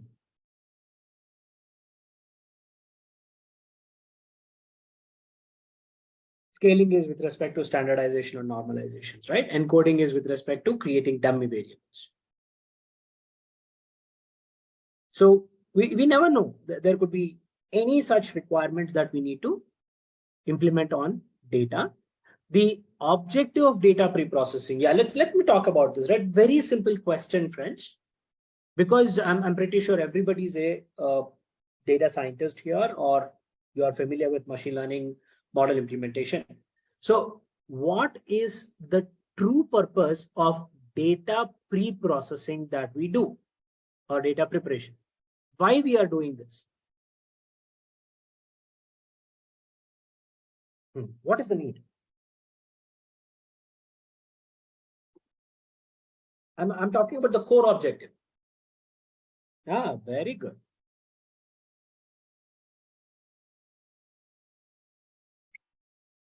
To make data complete, understandable.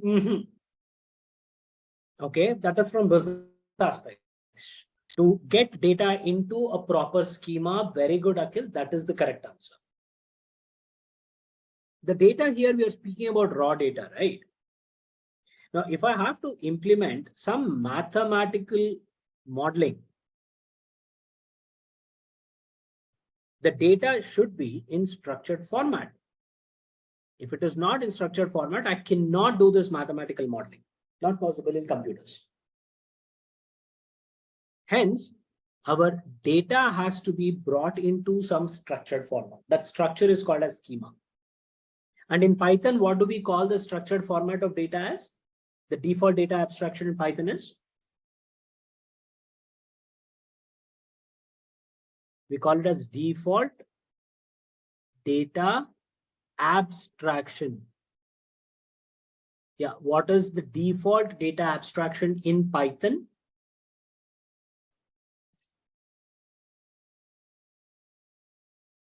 Anyone? This is something which you already know. I'm just using fancy terminologies. When I load the data into Python, what happens, guys? How do I get the data in what form? Data frame. Very good, Sharon. We get data frame. In Python, data frame is nothing but a table representation of the data with, we call schema. That is nothing but structure. You have a data frame. In data frame, you know what is column 1, column type, column 2 type, column 3 type. The data types, right? So that is nothing but definition. Right? So the true purpose of pre-processing the data is to ensure that the data is brought into the data frame format or a structured format on which we will be able to build the model. Right? So we do that EDA here. We do pre-processing, partition the data, and then we build the model. Right? This is your model building stage. And that model will be evaluated. And if you get good results, fine. If you don't get good results, then we will retrain the model by doing parameter changes. Hyperparameter optimization is something that we do. Once we find out that the model that is obtained here is good, that is, it is benchmarked, it is reaching the performance levels that we wanted, right? This is nothing but your best model. Now what you do, you save this best model and put that model into a standard location, some standard location. This is called as code repository, standard, some location. From that location,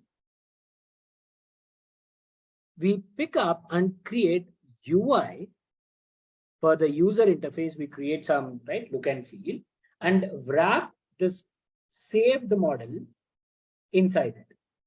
That's basically one step of your deployment. Now, once the model is deployed, the model will start serving the end users. This model serves means it gives you some functionality, right? So end users will be able to start using that functionality now from the customer's environment. Prediction model, that's a functionality. For an end user using that functionality, they will know whether they will pass or fail, for example. Right? Now, this model will be used by the end users. That means they start giving input, feed into the system. All this data is captured and this data is stored, forwarded back and stored into your data store. This will allow us to understand how the model is performed. Right? We will be able to store this into the system. This would basically allow us to understand if the model is appropriately working or some changes are needed. If changes are needed, then what we do? We go back and take that new data also, old data, and then repeat this process. Now, is there any problem in this entire life cycle? If you see, this is something that seems very correct. There's nothing wrong in this, right? Seems perfectly all right. But what you're doing here is, in resource consumption perspective, you talk about, you have two infrastructure requirements. One is with respect to data science or machine learning development aspects. The other one is your operations team or software engineers team perspective. You need certain resources. So there is two tech stacks that are required, two different teams are required. And everything that you are doing is like repeating the entire life cycle. Stage one, you're starting from scratch, everything. That means there is a lot of duplication and unwanted cycles or unwanted steps that are implemented in the cycle. All right. So which may not be required. And this is something that we keep using as our best practices. You can see this is nothing but your best practices actually. You're talking about MLDC, that is machine learning development cycle, without using MLOps principles. Right? Now, if I use machine learning principles, then what happens to this cycle is something that you need to understand. So let us move on from here. Now, when I talk about the machine learning modeling, there are a lot of challenges, right? If you look at this diagram, what do you see? It's basically a rocket that is getting launched, right? And when we launch the rocket, right, probably for us, it's very simple, countdown and then rocket launches. But the rocket is launched for doing a specific task. So in order to achieve that, controlling the rocket in this path, doing the specific task at specific time is required. And your task is completed here. But after task is completed, you also need to ensure that you get that rocket in a specific right path, right? And then you land it. Basically, this is where it is landing. You need to bring that down, right? So controlling the rocket after its launch is more difficult. Okay. This is something that we don't realize when rocket is launching. So from a machine learning perspective, building a machine learning model is easy compared to a lot of things that we are going to do now or discuss now. Developing a machine learning model thanks to Python's library, right? Nowadays, we are talking about AutoML libraries. It's very easy, right? Building a POC is easy. We can use a very simple laptop and try to develop that. This is proof of concept, right? So we will be using on small data and we will develop the model on our laptops. We can also do all these advanced things. AutoML techniques can be implemented, Auto EDA can be implemented, hyperparameter optimization techniques can be implemented, automated things, right? But ultimately, you can develop a machine learning model very easily. But what about the continuous monitoring aspects? So if you look at the previous slide, it talks about all the things that we use for model development. But here, if you look at the most important question that we talk about is continuous monitoring. What does this continuous monitoring is all about? You're doing training, you're doing testing, but train and test, there is some kind of a difference, right? Training and testing, there is some kind of a difference. All right. Now that difference has to be less. Only then we will say right fit. Now, after that is done, right, you have taken care of that because it is historical data. Okay. So training, validation, test, all are similar. You're saying, okay, this is the right fit model, we will deploy it. But after deployment, when you're serving the end users, there may be some kind of a difference that is creeping in. That is, the model performance when it was in training phase is different compared to the model after its deployment. You need to monitor that, isn't it? So you need to keep a check on how the model is performing after deployment. And how do you judge whether it is good or not? You'll have to compare it with the performance on the training data. Right? So that is train and serving skew, which needs to be monitored. Now, as part of this monitoring, we are seeing how the model is performing over a period of time.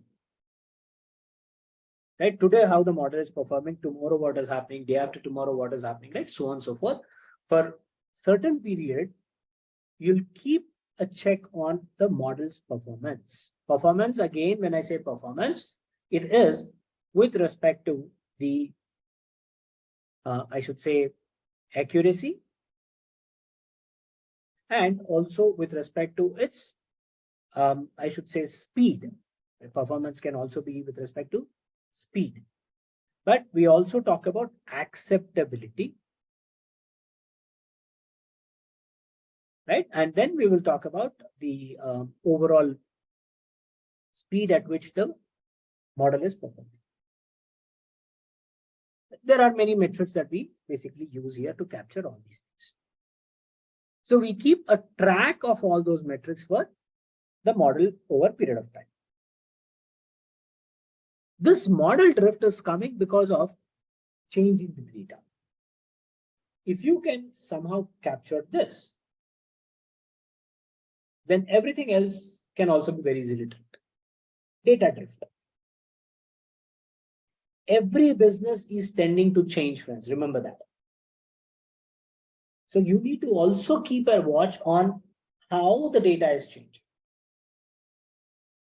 Right? So for example,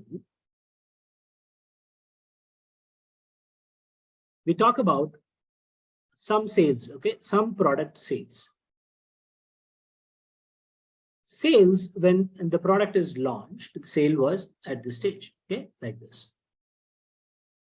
But over a period of time, the sales dipped down. But is it completely coming down? No. The sales are lingering here. So when you are at this duration, probably the sales is like this. But after a few days, the sales is here, right? Sale values, you can see, have come down. So the distribution in the data is changing like this. So you need to capture that variations that are happening in the data, or you can say data distribution. If you can identify that drift, it's very easy to capture model drift also. Next, the data freshness requirements. Right? The freshness basically talks about how much past data I need to consider. That is one aspect. The other one is the granularity also. So if you see here, when you are using the model or using the sample data, historical data for training the model, you probably have used the data collected and aggregated on 1 day perspective, right? So that means your data is a daily data. But when the model is deployed, your customer says, hey, I need to predict the results on every 1 hour basis. So your data, daily data might be like this. This is one window, 24-hour window. That is 1 day. But if you say 1 hour, what is happening? From here to here, there is upward trend. So the distribution in the data with respect to 24 hours window to 1 hour is completely different. So your model will definitely not work in this data if it is developed on 24-hour window. There will be definitely a lot of skew that is coming in. So we also have to capture these aspects. And the most important question, retraining. Saying, why don't we retrain? I'm asking so many things. Fine, we built the system, we got the data, we got the model drifts, right? We are able to capture the variations in the data and the model. And whenever there is change in the data, you'll say, okay, let's retrain. But the question is, how often will you retrain? Every second, every hour? At what level you'll basically implement that retraining requirements? Right? This could be completely dynamic. You cannot standardize it. So you need to think of some triggering mechanisms for calling the training cycles. So these are various aspects that we basically have to implement. And to implement this, we have a lot of tools. All right, we have a lot of tools. MLOps products. The MLOps products here, we have two broad type of products that we will be looking at. Okay, one is the readily available cloud-based solutions. Cloud-based products or tools. Now, when you talk about cloud-based, readily available MLOps products to be leveraged, the advantage of these products is that they're, of course, expensive because they're commercialized, right? So that companies are making money out of that. So it is expensive, but it's very easy. I mean, in order to use it, it is very easy. Ease of usage is there. All you are going to use as a data scientist or as an ML expert, you will have a wheel-based application also, or a drag and drop operations, and then it's simply navigation that you do. So you don't have to do a lot of coding or any customizations, right? So that is advantage that you have.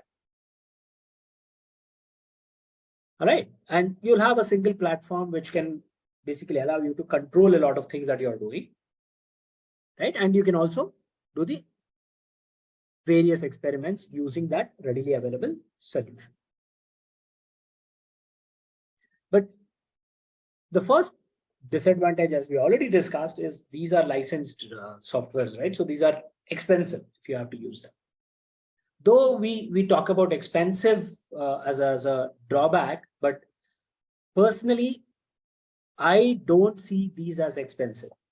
Now, how I will explain from a business perspective, but these are not expensive for me. The next thing is these tools are readily available solutions. You cannot do any customization. So whatever are the features available in those tools, those systems, you'll have to use only them,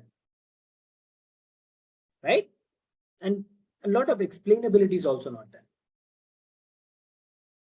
And additional resources are definitely required to deal with these applications. It could be your hardware or software or human resources. People who are qualified, right? You need those resources. So definitely we always want some alternate options, which can be free of cost, open source. So when we talk about open source tools, these are some of your aspects that you need to look into.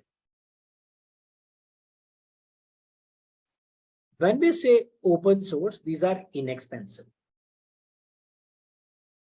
right? They're not costly. They're cheap, in fact, free, right? A lot of open source options are there. Lot of options are there.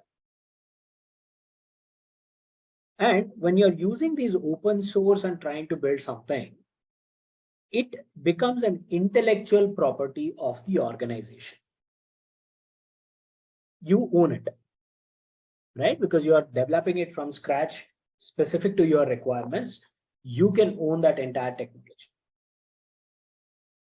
And you define whatever customizations that you want.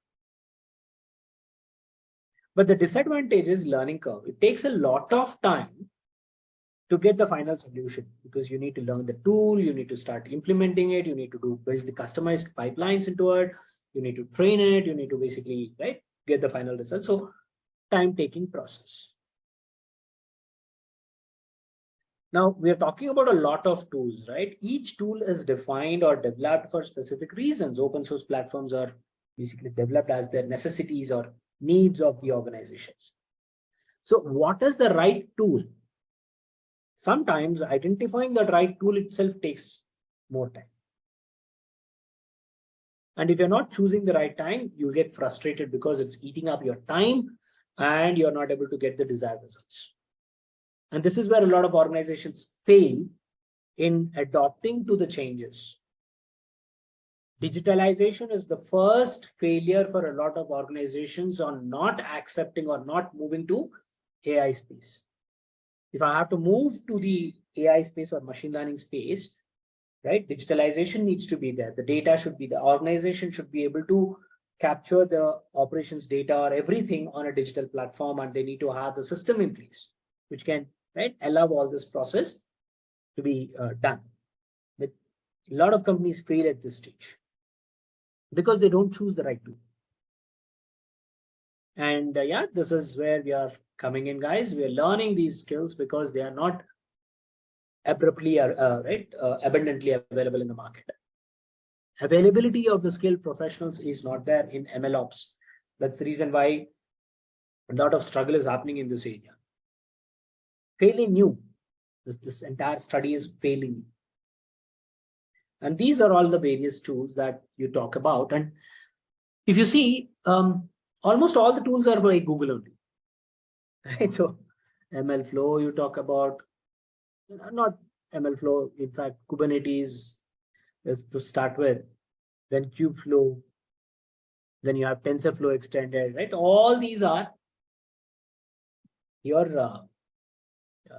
Google related products only, and they're very widely used in the organizations.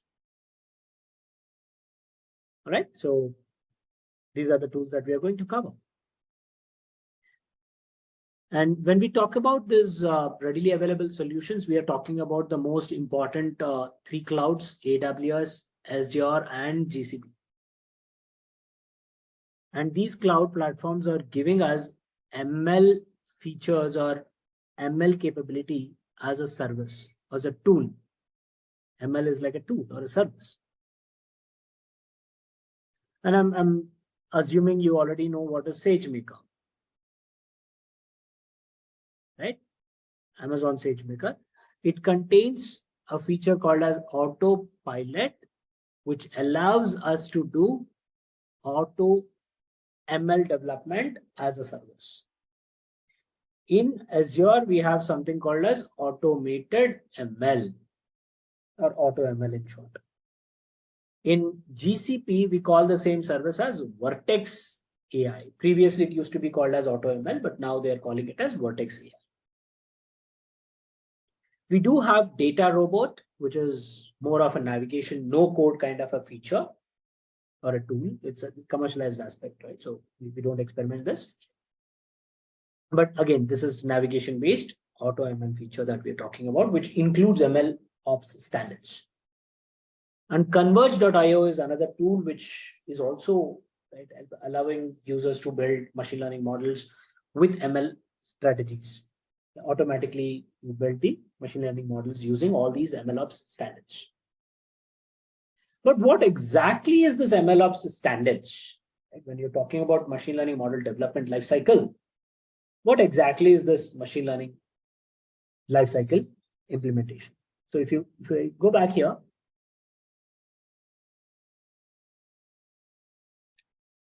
you're seeing machine learning development part and inferencing part, or operationalizing part. Two different layers are there. And we are saying no machine learning implementation is there. MLOps strategies are not there. Right? But if I come here we are speaking about MLOps standards. Now that MLOps standards basically speak about your continuous monitoring, continuous training. Continuous training. This will be possible when you're continuously monitoring your model. To do that, from software development perspective, we basically use this terminology CI/CD pipelines, continuous integration and continuous development or delivery, whatever you might want to call that as. Right. So this is the flow. Now, if you look at this, you don't see data source. Are we seeing any data source here? No, right? Data source is not that. So imagine that you have a database here. Okay, I'll try and draw it here if you're able to see. There's a data source in which you are getting all the raw data coming in. Now, what we generally do, we basically take this raw data, do the feature selection. Ultimately, we will be building the model on what? All the fields in the raw data? No, right? We will do model development on selected features, relevant features. So those relevant features are called as feature store. Under this feature store, we have only the relevant features which are required. All right. So the previous steps before this are not shown in the diagram, but eventually that is the diagram that you need to understand. Visualize that the data is coming from raw different sources. We extract all the data and push it into the system so that only the features which are required are captured. This becomes your feature store. On these features, we do EDA. This is your descriptive or diagnostic analytics.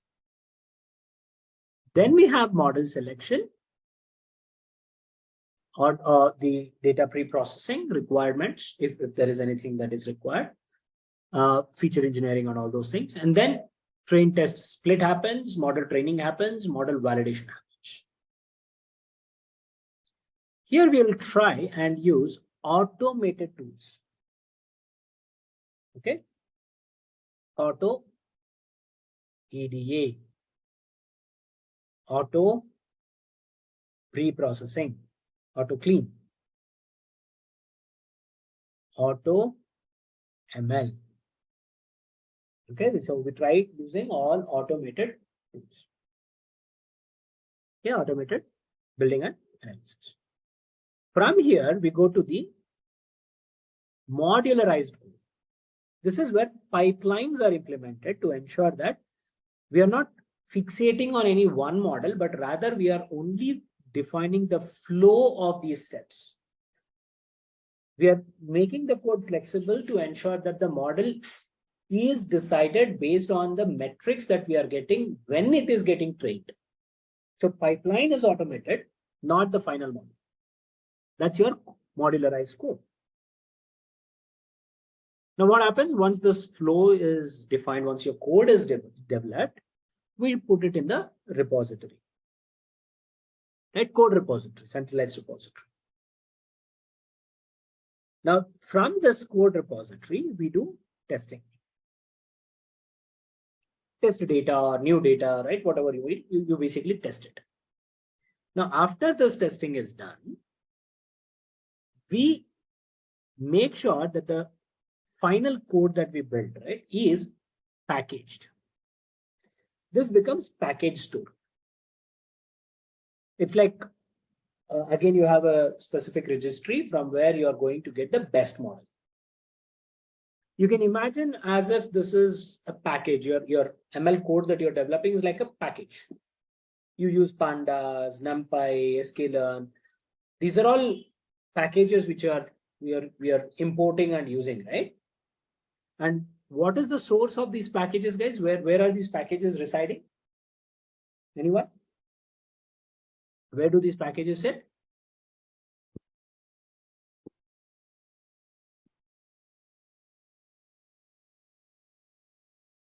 Yeah, if you need package, any package that is not there in your system, what we do?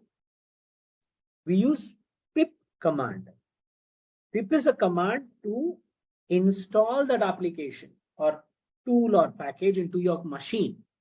But pip is basically getting the source, the actual software, the package from a repository, which is called as pypi.org.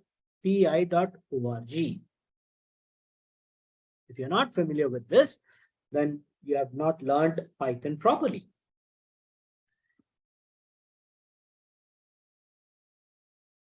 pypi.org. Right? This is where you have packages. This is your centralized repository for Python softwares. Nothing but packages. So we are basically trying to bring the model as a package. After testing, ensure that the final best model is packaged. These packaged pipelines can be used by anyone, anywhere. So what you do? It's like pip install command. We get the packaged pipelines. Using these packaged pipelines, what we are doing? We are basically doing the training once again, because you are only building the model here on sample data. Your sample data is used to define these pipelines. But when you are using this model on production environment, you have a whole lot of data. So the model should also get, or the model should get trained on the complete data, right? So this model which is deployed will take the complete data from the production environment. It comes here, right, for training. So automated ML pipelines were used. We will be using the same automated pipelines. And what happens? It identifies the best model, and this best model is getting registered. Using the pipelines, all this entire steps happen, and the best model, when you run this, will get registered here. And this model will be served for the end users as a functionality. And you're also recording all these details and pushing back to your feature store. And if your result is not good, then you will trigger your retraining. You're basically having the store here, performance, right? You're capturing. So if it is not appropriate, then you will trigger this retraining. If your schema gets changed, if your features are changing, then also you can trigger your retraining. So you can basically see this retraining trigger. It is coming from model perspective or data perspective. Ultimately, you're retraining the model to get the best result. Because it is auto ML techniques that you're using, based on the data, out of all the experiments that are internally done in your auto ML, it chooses what is the best model, right? And you may not get the same model giving you the same results, right? Best results, right? Based on your executions that you're doing, based on changes that you're passing to your data or parameters, different results might be chosen as the best results. So we are not finalizing or finally fixing the model, but we are fixing the sequence of steps that needs to be followed. Right? So the system, if you see the entire flow now, it is flexible enough to automatically monitor and trigger the retraining steps, right? Retraining process whenever there is a change in data or change in the model.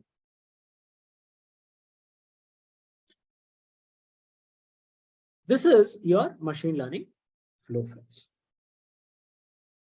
Right? You're using MLOps standards here, which is nothing but CI/CD implementations. Now, what is the source repository, friends? What do you think this code repository is for machine learning model development? Anyone? What do you think it is? Yes, it could be anything which is like your Git, similar to Git softwares. You have Git bucket, GitHub, blah blah blah blah, etc. etc. etc. This is something which is basically allowing your entire team to collaborate and develop your code, which also has right change management implemented within itself, so that it can capture the variations that are happening, right? Development variations that are happening. And some features, some of these tools also have user controls also, right? User management as well. Git does not have user management. Git only has change management features. Code versioning is all it can do. GitHub is also containing user management. You give permission to only one branch to one user, so that they can only develop certain features, right? So those restrictions can also be done in GitHub. Right? So those are your repositories where we will be utilizing. As part of the sessions, I will be using GitHub.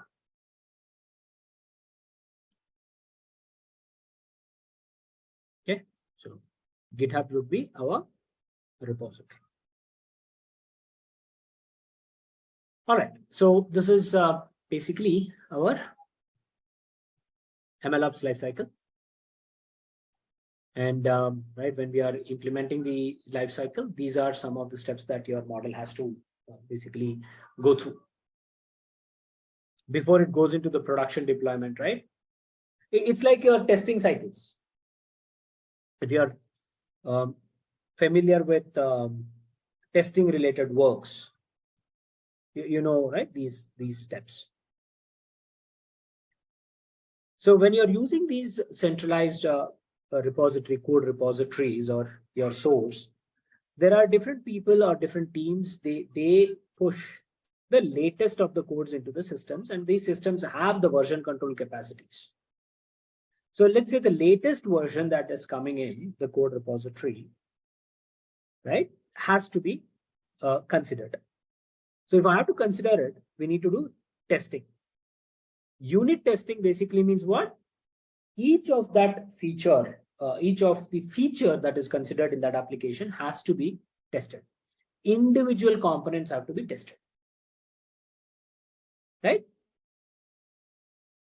Now, once this is done, unit testing is done, Then we do integration testing, which basically talk about all the features combined together. Cross functionalities are happening, right? Or not. If I use one feature, what is the response in the other feature, right? So those kind of things are integration testing. Complete product. Then these product that is tested here will give some results.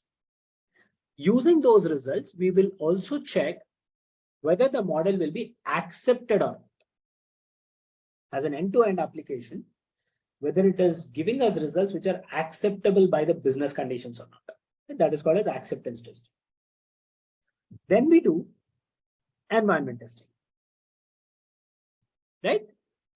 So when we talk about test environment, the end-to-end application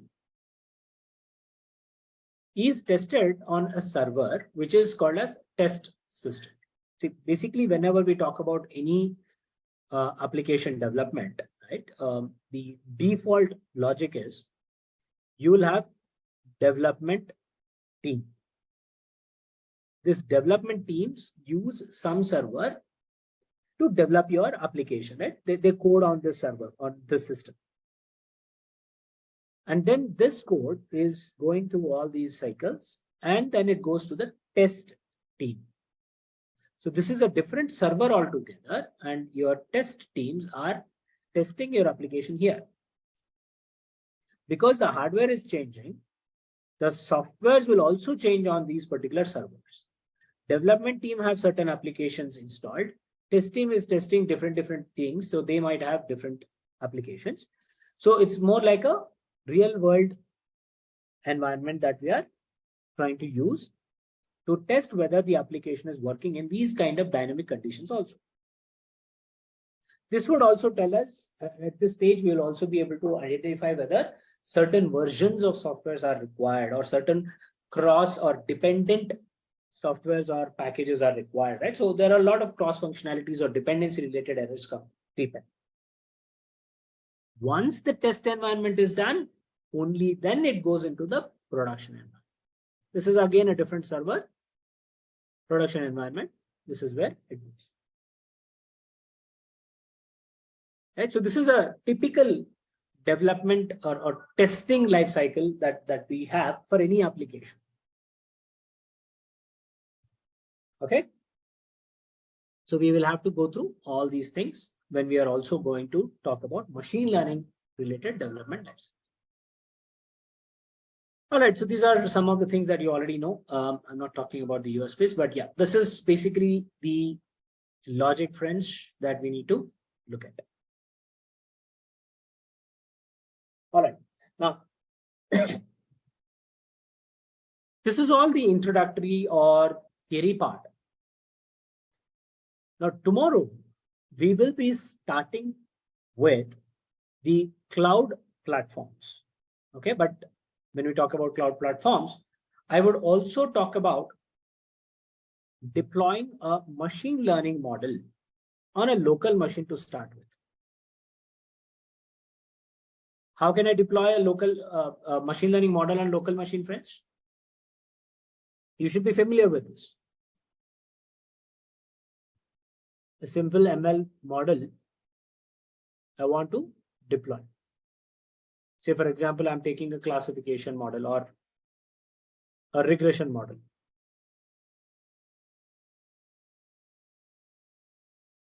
When I say local machine, I'm basically trying to create an endpoint.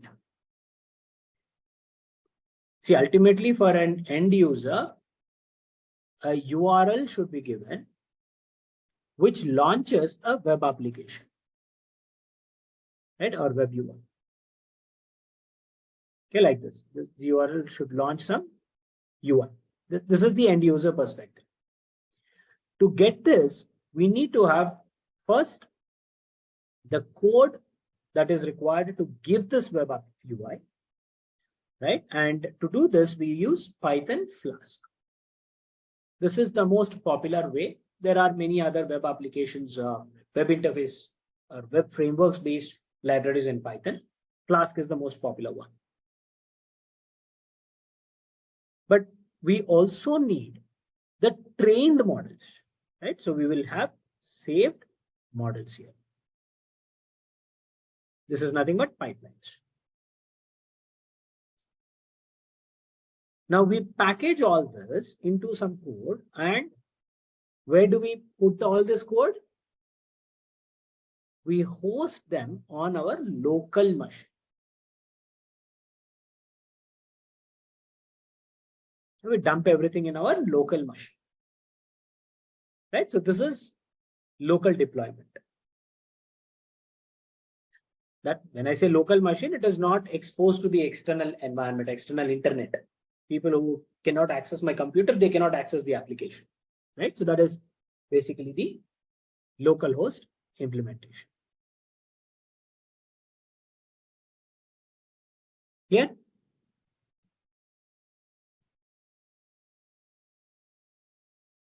So this is first thing that we do. It's again revision of what you already know, friends. But after this, we will start using cloud-based platforms. I'm assuming some of you are already familiar with these things. But as a part of the flow, I will be covering these also. Even if you know, you have to bear with me. We will be dealing with SageMaker. But when I talk about SageMaker, I'm not using autopilot alone. We will use autopilot. In autopilot, we will be doing end-to-end model development. That means we will train, we will test, and then we will deploy. This is using autopilot. But using SageMaker instance, we will be deploying a locally trained model. I'll have a locally trained model. I will be deploying this using SageMaker feature, SageMaker instance to deploy. This probably is something that you don't have previously seen. I'm assuming you have not seen this. So rather than local instance, we will be using SageMaker instance. But the model which we are using is already trained on our local machine. Okay. So this is what we are going to do. And after that, we will also going to try and look at Azure services and GCP services. But here we will be using the automated ML. And we also have designer. This is from Azure. And here we have Vertex.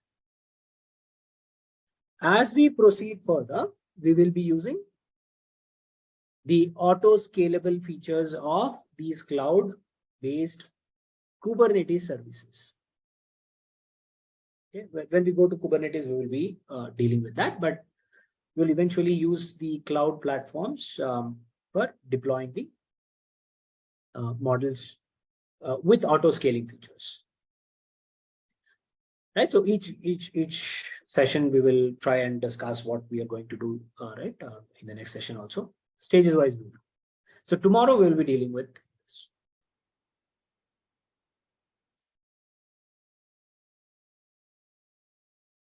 All right. So that's the time. Yeah. We're almost done. Any questions that you people have?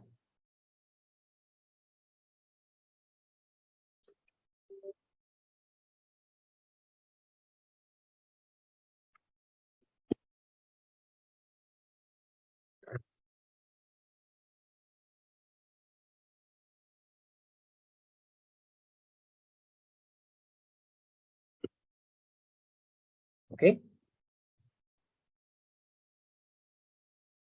Continuous learning is basically the idea of ensuring your machine learning model is able to capture the pattern on the data which is coming in. So let me draw like this. Okay. So let me change this. Say that there is an organization.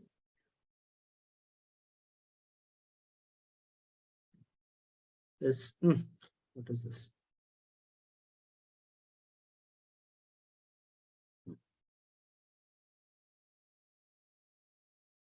So there is this organization, and they are basically doing their operations, and based on their operations, end users are basically generating a lot of data, which is coming into their data source. This data source is nothing but database, right? RDBMS. It could be MySQL or whatever the database that you use. Now from here, what we do, we pull the data into Python, and in Python, we are basically doing EDA, reprocessing, and we are talking about feature extraction or feature engineering to get relevant features. So here, based on this process, we will get shortlisted data frame. In the data frame, we will have only relevant features. This is nothing but your clean data. From here, you will do ML model development, building ML model. So you'll have data split, then choosing the right model, training it, hyperparameter optimization techniques are being implemented, right? All those things happen. From here, we will get the best model. Now, this best model is expected to work with some new data. Okay, let me draw like this. This is new data.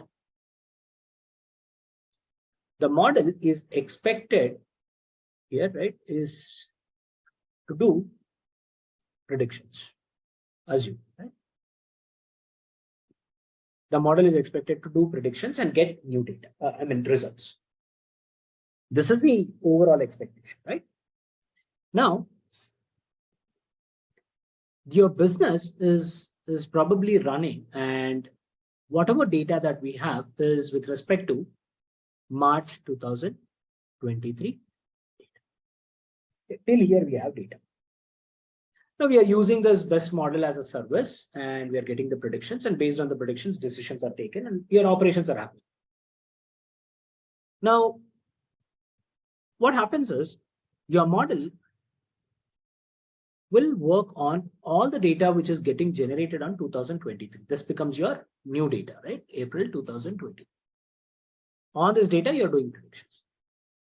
Now, let's say today is April 31st, or today is May 1st. Assume.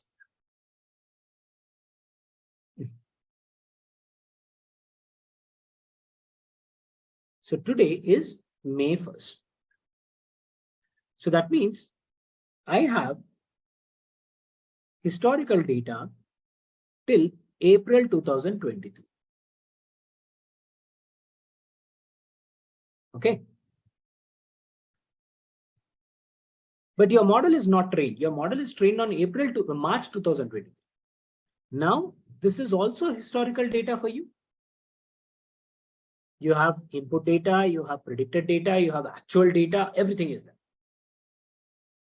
So if your model has to be effectively working on May 2023, don't you want to give the information to your model with respect to April 2023 data also? Yeah. You need, right? So this is basically called as your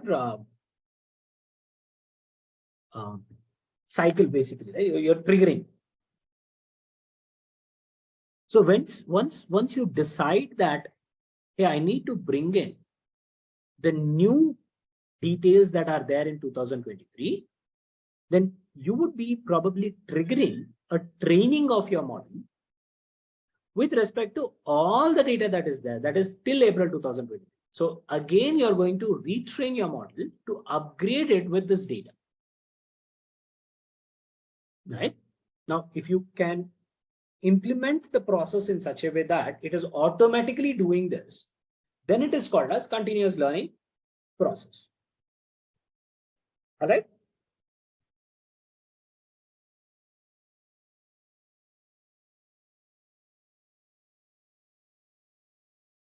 Yeah, is it clear?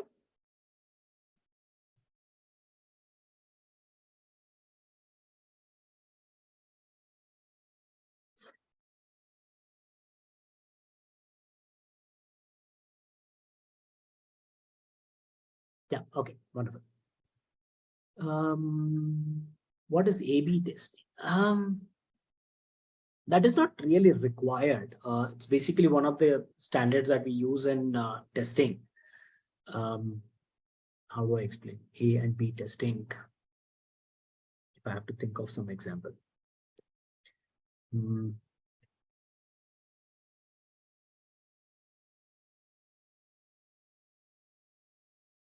Okay, say for example,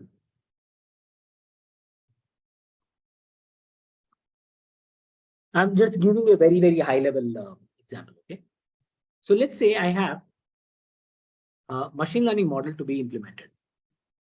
Remember, we talked about that flow, right? Unit testing, integration testing, then you talked about test environment, then production. So when you're talking about your testing of machine learning model, you might want to basically split your data into two parts. Okay, and then bring in some conditions here, bring in some conditions here, and then testing it. It's a very, very high level example that I'm talking about, A/B testing. It's like you have two versions of data. Okay, and whether that model is working similarly or not in these two models is something that we are checking. Okay, it's just a terminology. You can really ignore that part. That's okay.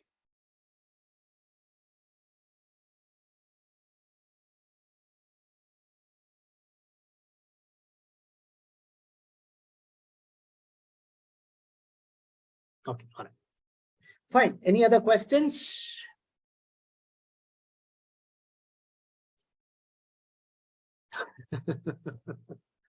Okay, I think you joined late. A pipeline is basically defined as a series or sequence of steps, right? If I talk about a pipe, if I put water into it, how does that water flow? Does it flow like this, coming back? No, right? The water within this pipeline will always follow this flow only, sequence steps. So when we are talking about your machine learning model development, we follow a sequence of steps, right? So for example, I'll take data. I would check their features. I will check outliers. I will check for missing data. I will check for, let's say, dummy variable creations. And then I'll probably do scaling. These are some of the steps that I do, right? This is data pre-processing. Then your training happens. Then your testing happens. Then your final model comes into the picture. Okay, this data has to go through certain sequence of steps to reach this area. Now, I have this model to be working on some new data. So should I directly pass the new data to the model?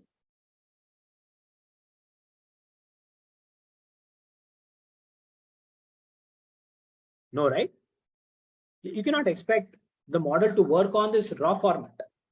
It will not work on the raw format. It also has to have the same schema or same structure, same characteristics that we have brought the data to before its training stage.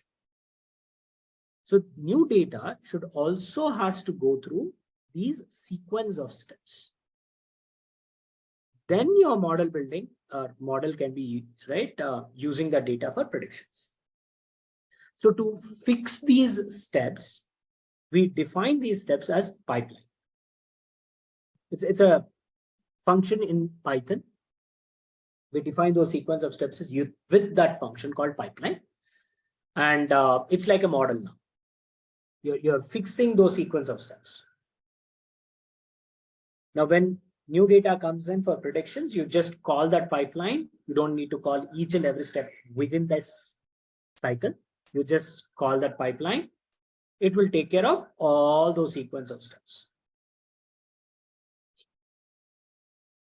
All right, so that's pipeline. We will do this pipelining thing tomorrow. I'll show how the pipeline is implemented.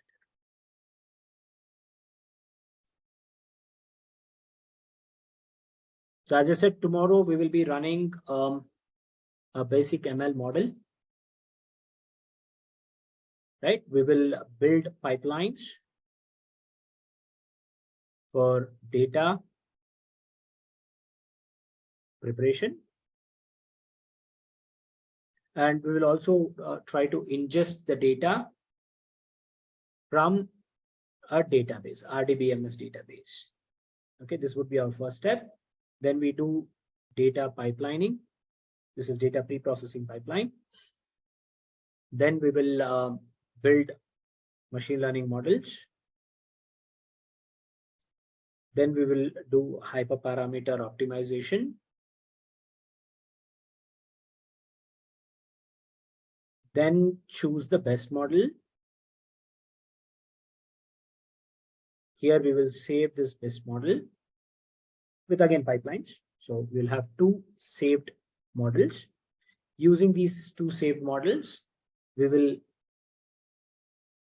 package them with the Flask application, right? The data pipeline, data preparation pipeline, machine learning model pipeline. And when we package it, it basically gives us UI on local machine. So this is something that we will do tomorrow. Post that, we will go to the cloud.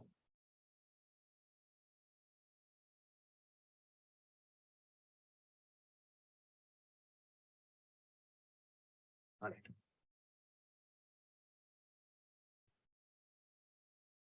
Okay. Any other questions, guys? So we have just started to get into the journey of looking into how machine learning models can be productionized from whatever skills that we have learned till now, that is developing a machine learning models on sample data. Right? POCs is what we can build, but that POC has to be productionized. So that is where we are looking at. How do we do that? Right? Transitioning from development POC to production level model.